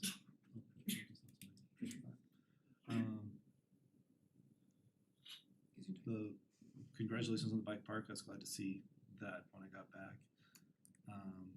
Some agenda items I wanted to add. The discussion got so segued I lost my track of thought. Okay, if you remember it, we'll just come back. Yeah, we'll have to probably come back. Oh, I got you, cause we talked about the Airbnb software. Oh, yeah. At CML. Well, the Airbnbs, I think we should add that as an agenda item, definitely talk about getting a policy that's not just flat out no, or try and find something in between, cause I think there are places and things for that. I know We that cool with there is adding a some- Airbnb agenda item or a short-term rental? Yeah, I was gonna ask Yes. about that. yeah. Thank you. Is that, am I clear that we talked about that in our retreat kind of thoroughly on how We we wanna did. handle that? Okay. Yeah, so I've brought it up a few times. we could probably push that up as far as we can, at least the introduction. Sorry, Administrator Kirk, or do you have- Get it in progress anyway. It doesn't have to be done this year, but, you know. The other thing that, I've brought up in previous meetings too, that's come to light again, is the, education and policy of, golf carts in town. I brought it up in a meeting, I think 2 meetings ago, about seeing kids unseatbelted and kids actually driving the carts and kind of driving not so safely, in my opinion. And I think that kind of goes along with some education, as well as with our bicyclists, let them know where they can ride, how to ride safely, controlled speeds. I think both those, bicycle etiquette and golf cart etiquette, we should be promoting more on our website and on social media to kind of get that out there. Along with keep, of course, in the summertime, doing our mosquito, thing about saying wear jackets, don't go out, wear repellent. So keep those things going. Administrator Kirk, to Trustee Hardy's point, have we ever done any kind of communications on golf cart? We have previously, we've done stuff in our I remember us newsletter, on asking, I social think- media, yeah, and okay. yeah, we can resurrect all that again. Yeah. I didn't wanna put it in the email, but 2 days ago, I was out my alleyway, a bunch of really young kids were driving one. Barely missed me and my dog, and the whole thing went halfway sideways, like they're about to tip it, so. And our code does require low-speed electric vehicles and golf cars to be driven by somebody with a driver's I license. remember that, right? Seatbelts too, isn't that correct? I don't believe seatbelts are required, Okay, but, oh, no, yeah, okay. seatbelts are not required. Golf carts even have seatbelts. Most don't, but there are some that do. I thought we had to treat it like a true, so no turn signals, no rear view mirrors, it's just straight, okay. The golf cart, the only requirement is that they have the orange placard on the back, the low speed electric vehicle, kind of that orange triangle. And you're 16 and up. And that you are operating it, the person operating it holds a valid driver's license. We have some other provisions in our code, you can't go more than 25 miles an hour and you can't be on Mountain Avenue, there's a lot of specifics to that, how that's written, but. In the traffic laws. Yeah, okay. Maybe some Facebook education would be helpful. And low-speed electric vehicles are different than golf carts. They're treated differently in the code, but they're bound by the same rules. But a low-speed electric vehicle has a VIN number and requires plates and registration. A golf cart does not. Okay. But one thing that I didn't recall, but as I was looking at it in the context of recent emails, golf cart in the town of Berthoud is 4 seats or less, and I have seen some that have more than that. So that's probably something we need to be a little more mindful of, but yeah. State law allows golf carts on the road, if they're properly placarded and they're being driven by somebody with a driver's license, they can't be on the highway. Awesome, so we maybe do a little education on that. They're also not allowed on any road that is posted over 35 miles an hour, so. See, we don't know these things, they don't know these things, so it'd be good to just. Yeah, like I said, we've done Put public out- information about it before, but it's been a while, so. And I think also we gotta, I mean, I don't think these are going away, and I think No. for golfers, I like them, but I know a lot of people don't. So people might be doing, no matter where you live and you got one, you're gonna try to find a way to get to a brewery or downtown or something. So we Yeah, I might mean- wanna plan a route sooner or later. To Yeah, get figure around it to out. 35 miles, to get over 287, that kind of stuff, to get to the golf course, that kind of stuff. Should we do the like a golf group called the Berthoud Buggies? Yeah, they're great. It might be worth it if anybody knows how to reach out to them. I got, yeah, Asking if Tim and I have their Two email. of them run planning commission, so, Okay. or not planning commission, but on historic preservation committee. Oh, I didn't know. Yeah, they But join just the see- golf carts yeah. and meeting. Yeah, We they, used to park they up. could participate in the education too, you know. Yeah. Definitely. Not that you wouldn't listen to the town, but sometimes people. No, I think Whatever the town. I think we're close enough to TPC that we need to kind of consider that. Yeah. But just some common courtesy, it's like common sense, but there's not enough common. Does that mean there's not enough sense? There's plenty of sense, Well, just there's not lots of enough sense, common. it's just not common. Yeah. So, their sense may not be my sense, but I think that is all I have for this evening. Great, thank you, good reports. Sometimes back. we get biker problems, we have golf cart problems. Yeah. At least that's like Different flavors. Trustee Albrecht? I'm glad that Airbnb is gonna be an agenda item to discuss, and I'd like, when we do discuss that, to just have some knowledge of what neighboring cities and communities in the county are doing. And then my brain is trying to problem solve some of these bike park issues, especially with it being kind of removed from town a little bit and I know my kids and the neighbor kids would spend all day there without parent supervision, and they do great and we trust them.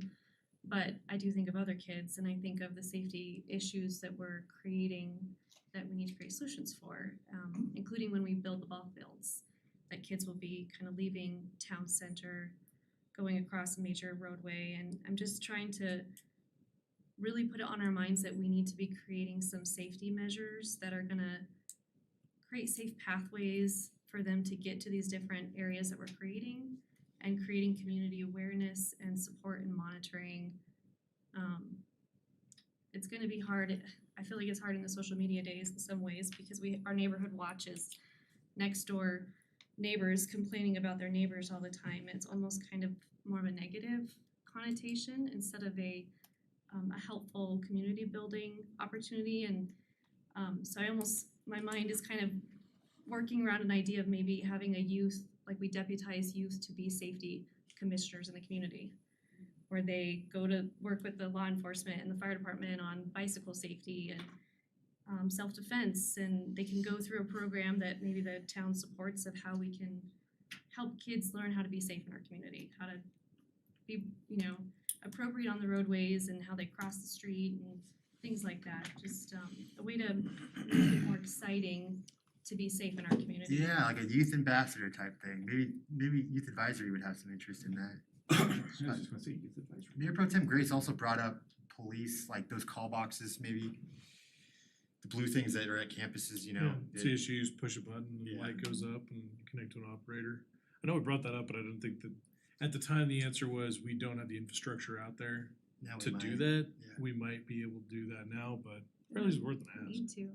So Administrator Kirk, I thought one of the press, did we hire 2 people just for the bike park or not?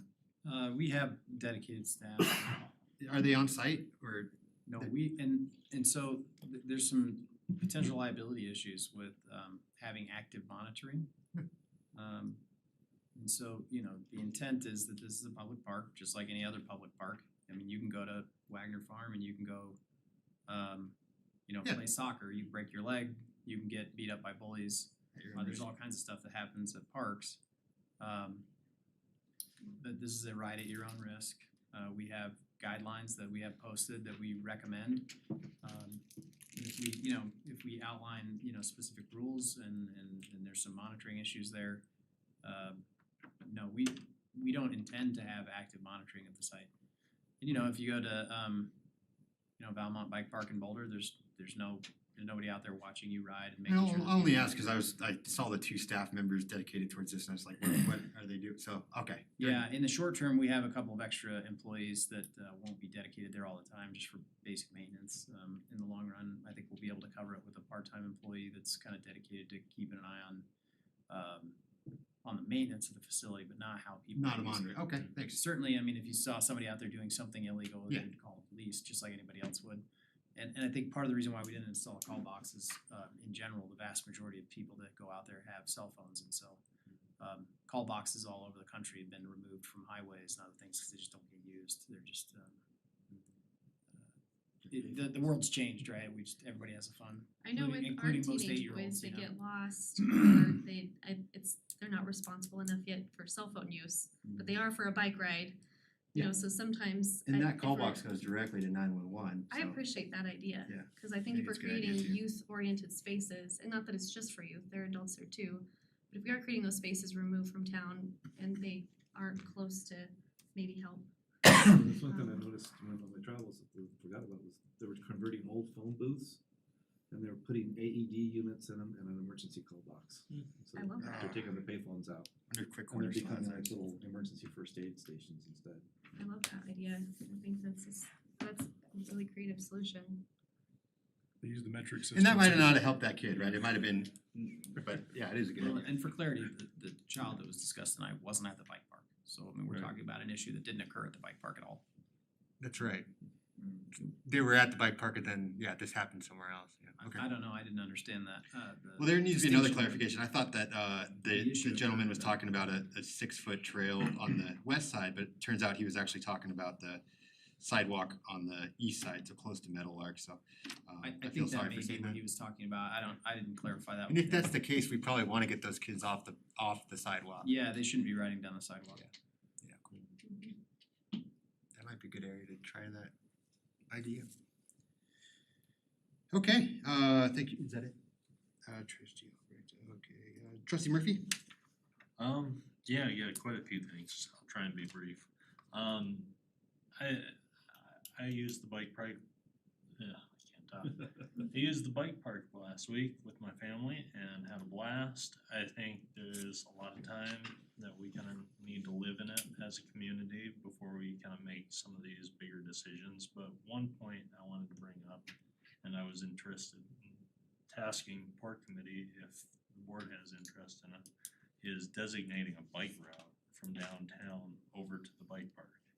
So right now, it's kind of hodgepodge over in there, and it's not really clear which direction people want to go, you know? And I can see a lot of kids streaming over from the high school and the middle school after school doing that. So, I would be interested in Port looking at that for, you know, a side route that's maybe a preferred direction we want people going out there. So that would be one thing. I couldn't agree more, and Yeah. I thought we were, Tim, you brought this up, have an official ride, I've heard so many people say, well, that's not safe to get there. And my point, the whole thing was like, that's a bike park, right? If kids can't ride there, we have an issue. Oh, yeah, that's why I brought up the putting little bicycle paint things on the street like Yeah, they did on. and we talked about this when we approved it too, I think we definitely need to have a route. And it's too bad we don't have like a really cool pathway of using like the Handy Ditch Company, the lake over there is just west of the rec center.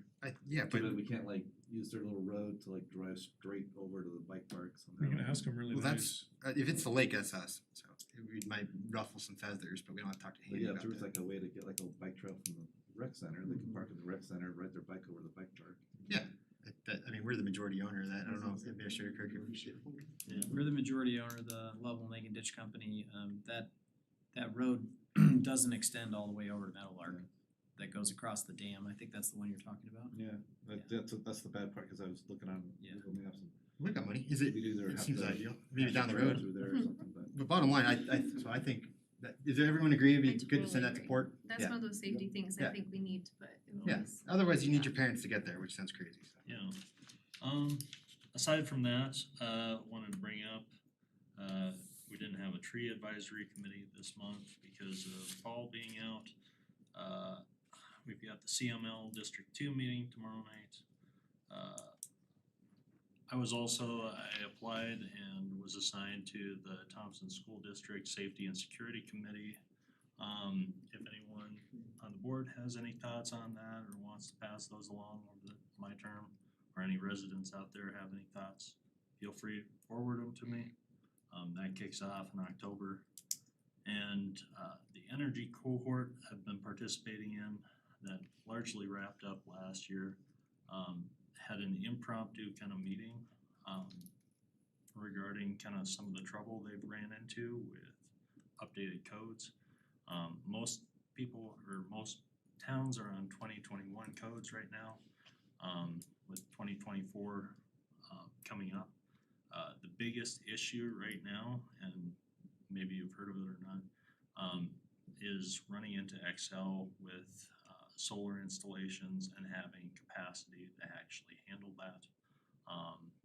It seems like all the communities are running into delays on actually getting the hookup done.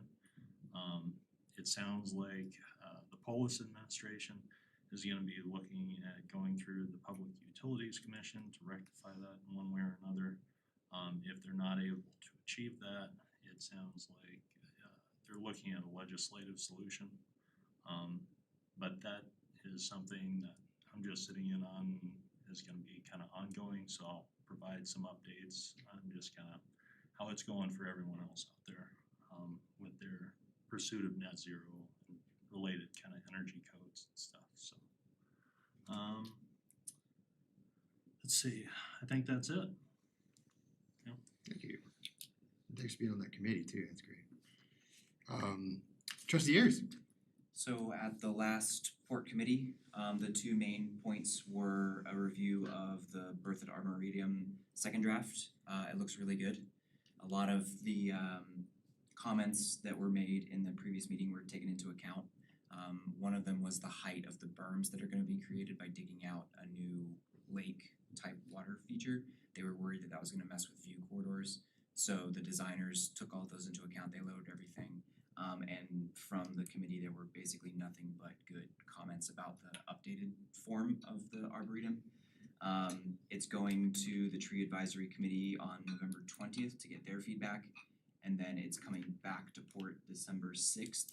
And after that meeting, it should come this way for final design comments. It looks really good. I recommend that if anybody has seen the plans to look at the plans because it looks really nice. If you have questions or if you want a copy of that, I can probably send it to you. I'd love to see that. That sounds great, thank you.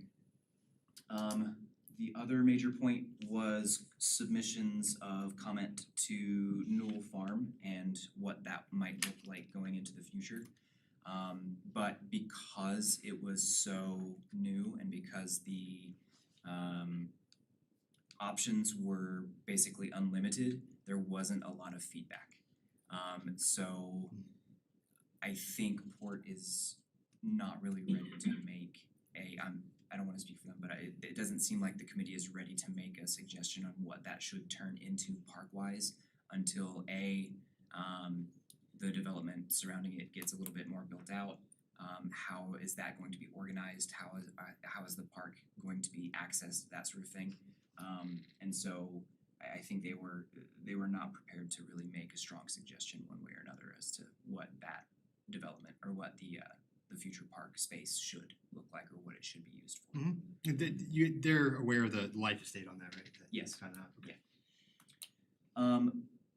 The pickleball court at Wagner has been delayed because of rain, and so now we're looking at end of October for completion because that pad has to be laid and it has to sit for a month before they can do anything with it.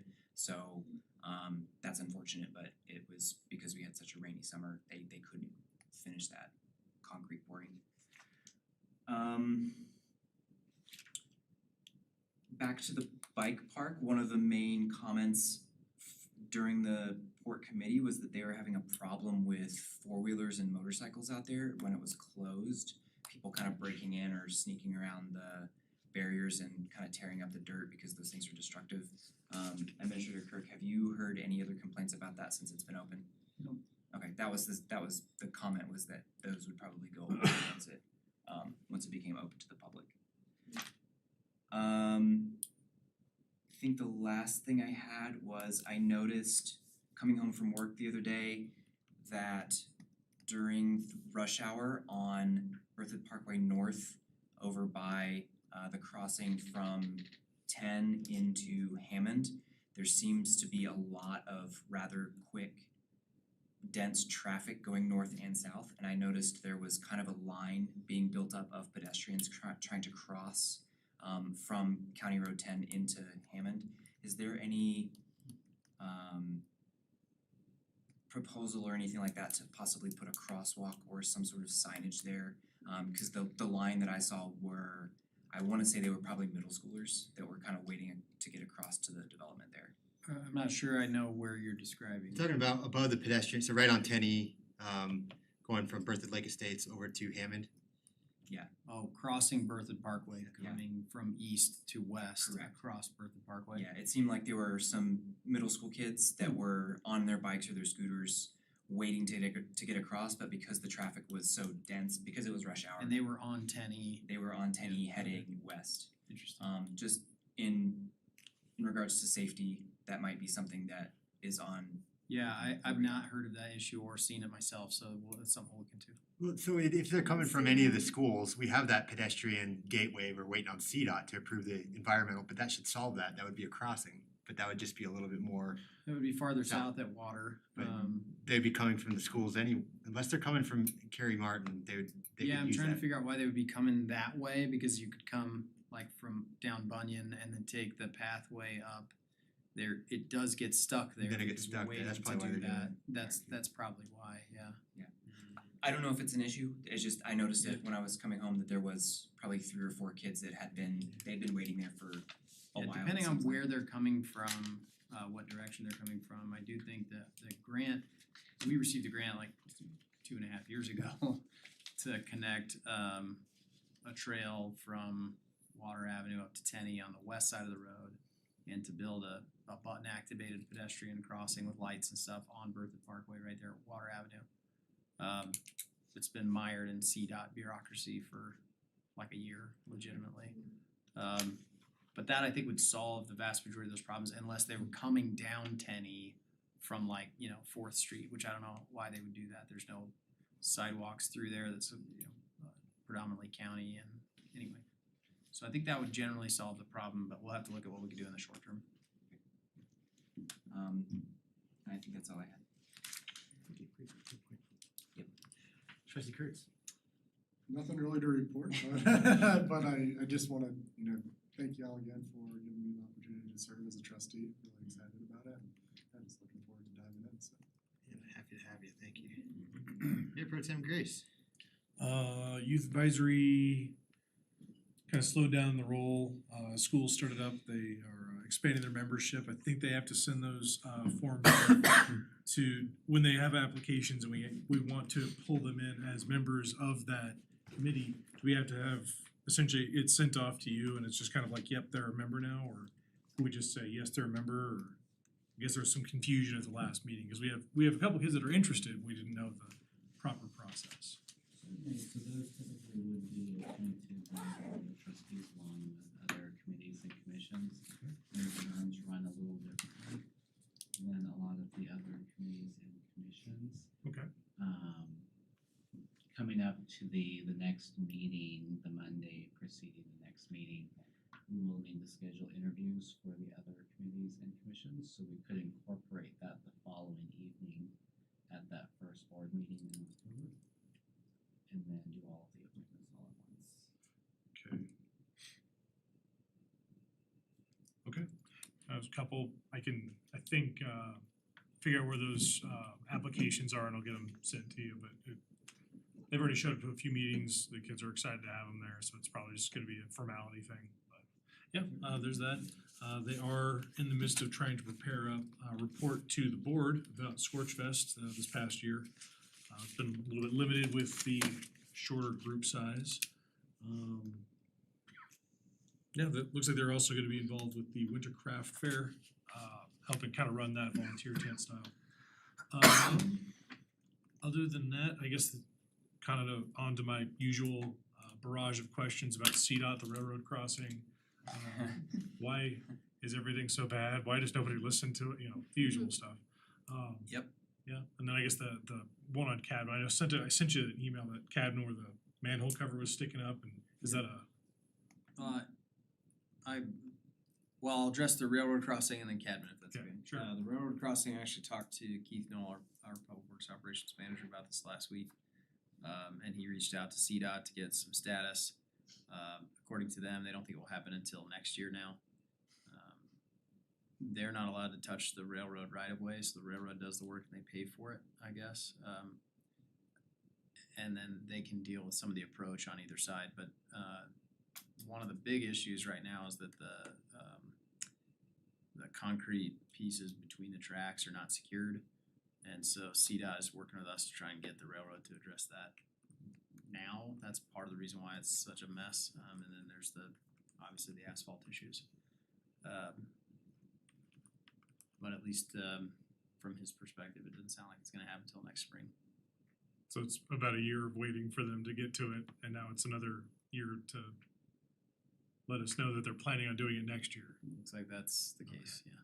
Just making sure I'm saying it out loud so I'm not going crazy. Sorry to interrupt, and I may have asked this question before, but I can't remember if I did. Is the town liable for any injuries that occur because they're waiting so long? Cause a motorcycle is gonna go over that and someone's gonna fall over. So it's CDOT and railroad right of way, we have zero control over it. Okay. Yeah, and zero liability associated with it as far as I'm concerned. Okay. And I think given our continued request to have it fixed, I would be happy to sit in court and explain that we've been asking for it to be fixed. And it hasn't been. Okay. The Spartan Crossing, Sorry, back to Cadman. yes, Cadman, Before we miss that. yeah. I asked our construction team to see if that area is still under warranty. I haven't got an answer back from them yet. Okay. So I need to ping them and get I believe that area was released from warranty, and so it will probably be on the town to repair. Okay. The Spartan Crossing with, is that gonna be coming through? I guess where's the update The with that? soonest that could happen is next summer. As you can imagine, that's dealing with the railroad, and so we don't have approval from them yet. They responded back, I think I mentioned this before, they responded back to us on the latest set of design plans we sent them. They gave us a handful of comments, they actually gave us two versions of the same comments, but they were slightly different, so we had to clarify which of those we were supposed to pay attention to. And our design team is going through and making the adjustments, we'll resubmit, and then we also have to start the process to get their approval to do that crossing. We need to formalize our agreement with them, which they have refused to do thus far. But we have what I would call a tentative agreement that we will be able to do a one-for-one crossing exchange. We'll close the 15A crossing and we'll open the Spartan crossing. Their normal standard is 2 crossings get closed for 1 new one, but we think we've come up with a solution to that. But every time an employee changes at the railroad, which happens like every 6 months, they get reassigned somewhere else. It seems like that changes. So it's an ongoing process. It's an evolving process. Maybe they could do Spartan and Mountain Elm at the same time. You know that? Yeah, our design plans are done. Okay. We think, I mean, you know, we have some edits to make based on their comments, but I mean, they're, for all intents and purposes, they should be ready to construct, then we just have to get through the approval process of getting them to agree to it. Gotcha. The left turn arrow indicator on 287 and Berthoud Parkway, still That- same thing on CDOT? Yeah, that's a CDOT thing. I sent them an email about it, they didn't respond. We can go to their office and pick it, right? Like, that's a thing. Let's add one more, the path from Hammond Farm, south, so Berthoud Parkway heading south. I know CDOT's waiting for the environmental review, I think, is that any updates there yet? I talked to Noah, our engineer, about that last Thursday, and he said he's still waiting for their response. So can we get a town meeting outside in front of their building? Cause there's like 5 I different- asked Noah to reach out to the engineer he's been communicating with, and if we don't get an answer, I'm just gonna call the director of the district and at least see if there's something we can do to speed things along. Okay. Yeah, that's it for me. Awesome. Had a meeting with the mayor yesterday and a presentation for Kids Pact, trying to build a new building. So they're in the middle of a capital, I'm sorry, I keep saying capital funding, charitable funding, charitable giving campaign. I think they need 2 million.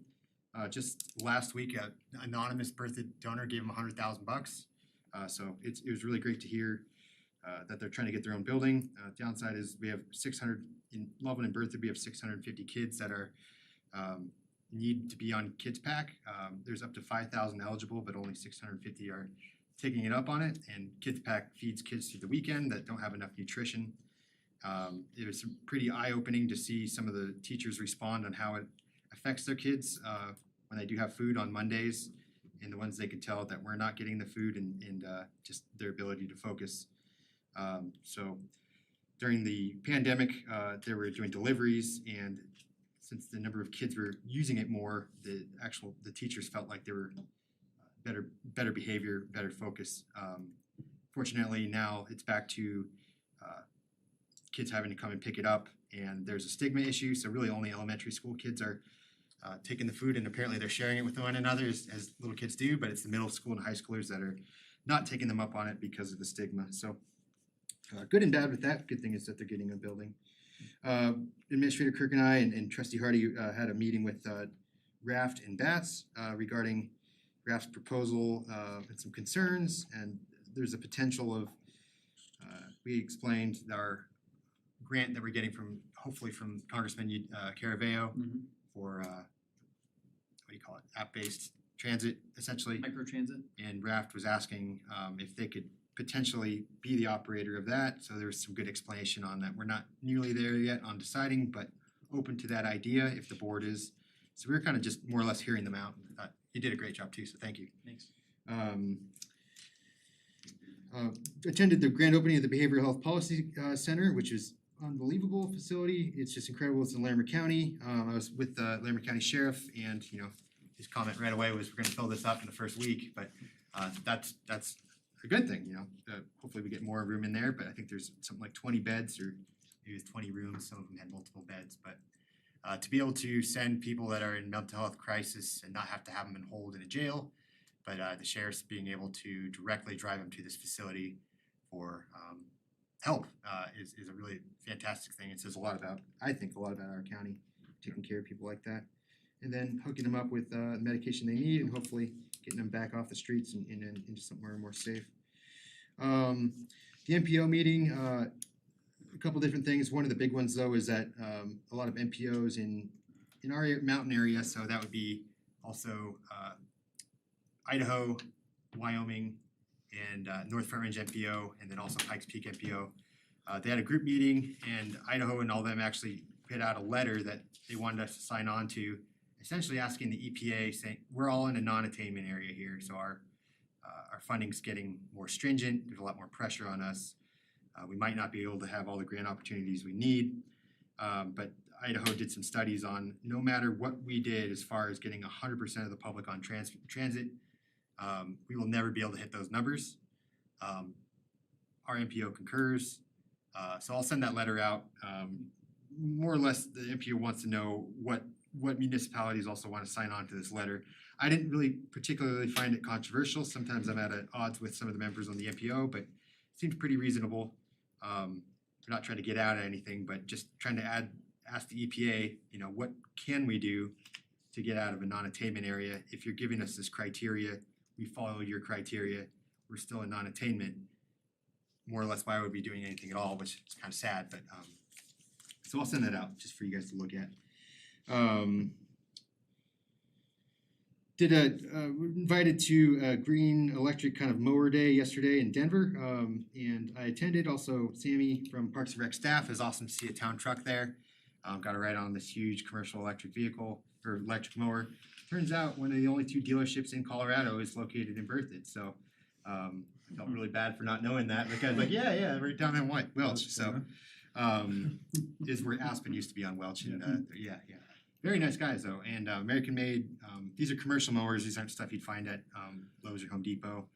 And from a very high source at the Regional Air Quality Council who put this on, if Berthoud just applied, we'd get this. And I used to be on the Regional Air Quality Council. I trust the guy who said that. And so I think we should put it out there. I think it's ultimately up to staff if we need it, but I don't see it hurt to do a 2-page application and get a free mower. Yeah, I think our staff likes the equipment. Awesome. Felt pretty good about it. So. Yeah, it was great. It was fun. So it was awesome to see Berthoud represented down there too. So thank you, Administrator Kirk. As far as the north, there's only us and Weld County, so no other municipalities on the northern end there. Let's see here. Train. Ooh, so frustrating. Polis, I don't know if he was in the Denver Post, but CDOT is essentially in control of this rail district. I'll just be frank, because they're in control of the service development plan, and they have the funding to do this, whereas we really don't right now. And Governor Polis wants to push a ballot measure up to 2024 instead of our original conversations of 2026.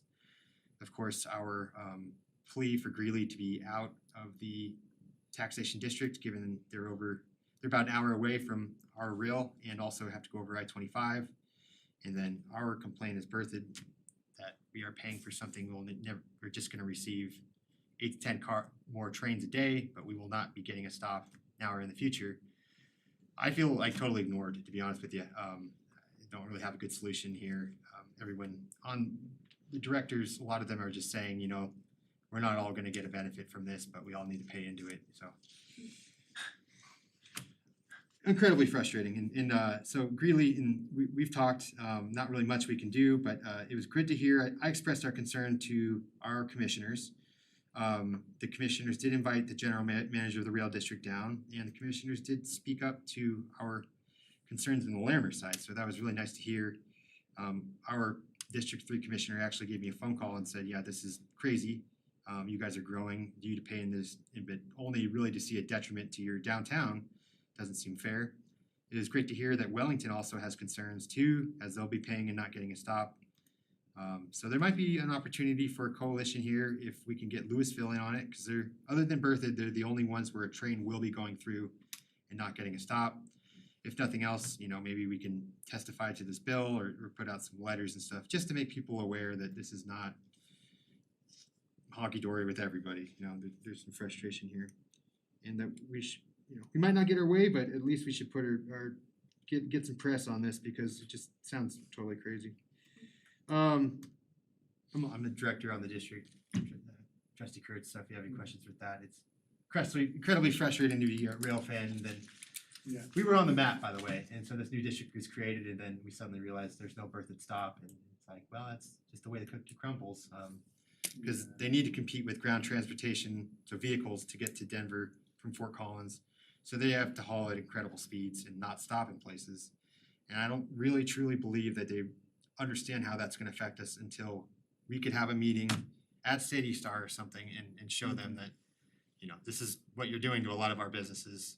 This is the safety concerns. There's a backed up roundabout. It already happens at when trains stop, so having more of these is only gonna make it worse. Mayor, can I ask on that point? Yeah. So the rail really wants to compete with ground traffic? Yeah, it's in the do Senate they- bill.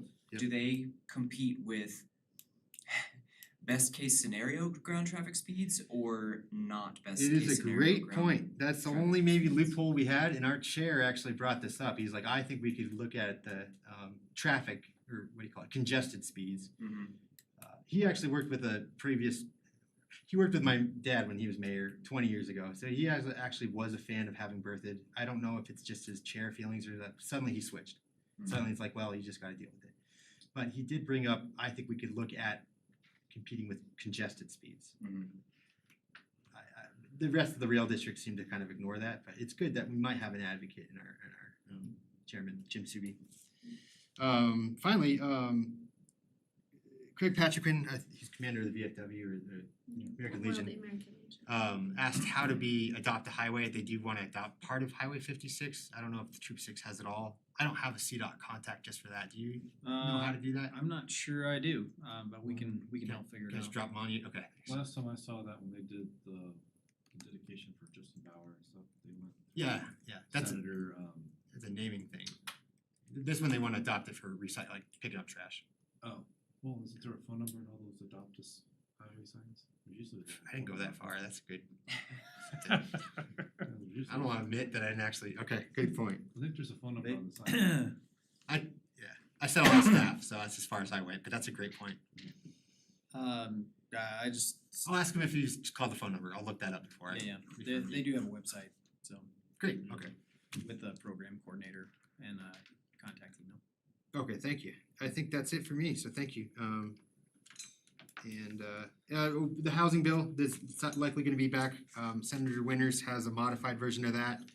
I don't really know anything else about this kind of a repeat of last year's housing bill and getting rid of a lot of the zoning requirements. So as I know more, I'll let you guys know, and you guys will probably know when I know. So CML hopefully will address some of this tomorrow at the district meeting. Steph? Nothing else from me tonight. All right, council. I have nothing other than to welcome Trustee Kurtz. Looking forward to working with him. Great, thank you. Thank you. All right, thank you everyone for staying through this whole tonight. Mayor Carlson. Yes, oh, We need to clerk some more. Oh, yes. Oh, gosh, yes. Committees for, Interview committees. Oh, shoot. okay, let's start. We have some vacancies on, all of ours? So tree advisory report, HPAC, and planning, so that's all of them. Doesn't youth advisory have 2 new ones or something? Yeah, there's 2. I've got applications I gotta send out, but Yeah. Do you need help with interviews on that, or how's that work? I mean, Well, we're down, so we don't even need to interview them, right? we shouldn't, Probably. well, formality, they've already been kind of like working with us, but it's not officially there yet. So we If- need one for if you we out need too? to, it's just, you know, show up, are you interested in joining? Okay, we approve kind of thing. So We we're can gonna set need- that up. We'll probably need two on that as well. So let's start with tree advisory. I mean, there's enough we could probably all take when do you want. Tree advisory, I'd be happy to help. Anyone else? Okay, trustee Murphy and I on that one. Port? All right, trustee Ayers, is there a second for Port? Okay, trustee Kurtz. And clerk will figure out do you have dates right now, or do you wanna work with each of us on dates? So that would occur on the 9th of October. All of these? Yes. 9th of October. I'll be there, but it's good to know. 9th of October, I'm there, okay. Planning. Planning, okay, trustee Murphy, anyone else? So we have Kerr's interviews replacement? I'd be happy to. Okay. I didn't know if there was like. No, there's Yeah, no, I don't no, think take there them, was. take what we can get, so thank you for doing two, and they'll all be on the same night, so you have to roll back to back. Are these online or in person? They will be online. Yeah, okay, that'll be. You said it's the ninth, let me just. Sure. If not, I can fill in if you need. Okay, planning and then youth advisory commission. Will that be on the 9th as well? Is that again? Clerk. Youth advisory. Okay. Do we have applicants for HVAC? We do have applicants for HPAC, yes. We'll do HVAC. Yep, and then HPAC too. Okay, so I could help you out with, just plan on being there all day too, so if you need a second interviewer, we should treat this like every other one, I'm guessing, so interviews, 2 trustees. So as far as the youth advisory Yeah. commission, so in the past, the youth advisory commission has been a little less formal, and we haven't had these formal interviews with recommendation. So it's really up to the town board. We could proceed and really just have the formality of appointing them, but if we would like to establish an interview committee, we can do that as well. I mean, typically the youth advisory itself actually will interview, like the adult liaison and all the members will interview. And then essentially they kind of give that feedback and I just kind of ask questions, but I don't know, what do you guys want Sounds to? fine. I You think know, less formal Yeah. makes it less Yeah. intimidating. So Especially when we need members. less formal, so essentially we send that over, say the committee approved it and these are now members, that everybody's okay with that. Okay. Just wanted to check. No, thank you. I get it. Yeah. And historic preservation, any volunteers on that? Trustee Hardy, can you do that being liaison, or you occupied that day? What was that? I'm looking at HPAC? Monday the 9th? Yeah. So HPAC has their meeting that night from 5:30 to 6:30. So I'd be available after 6:30. Okay, clerk can work on that scheduling. Anyone else happy that wanna interview that? Oh, okay. Okay, and Mayor Pro Tem Grace. Cause I don't have to do youth advisory ones, I'll help them with HPAC. Okay. Well, yeah, and if you guys need filling in, I know you guys are all busy, I can make that work too, so. Okay, does that work, clerk? That works. Is it clear as mud? Okay. I think I got it. Okay, well, thank you, everyone. And I'm gonna adjourn the meeting, have a great night. Did we break the law, or did we break our policy again? Did you say- We didn't set a No, time. it was so to, we're not- Alright, yeah. just- It worked out. Yeah, that was to include the Just FYI. Oh, yeah, that's right, that was smart. We could have talked until midnight.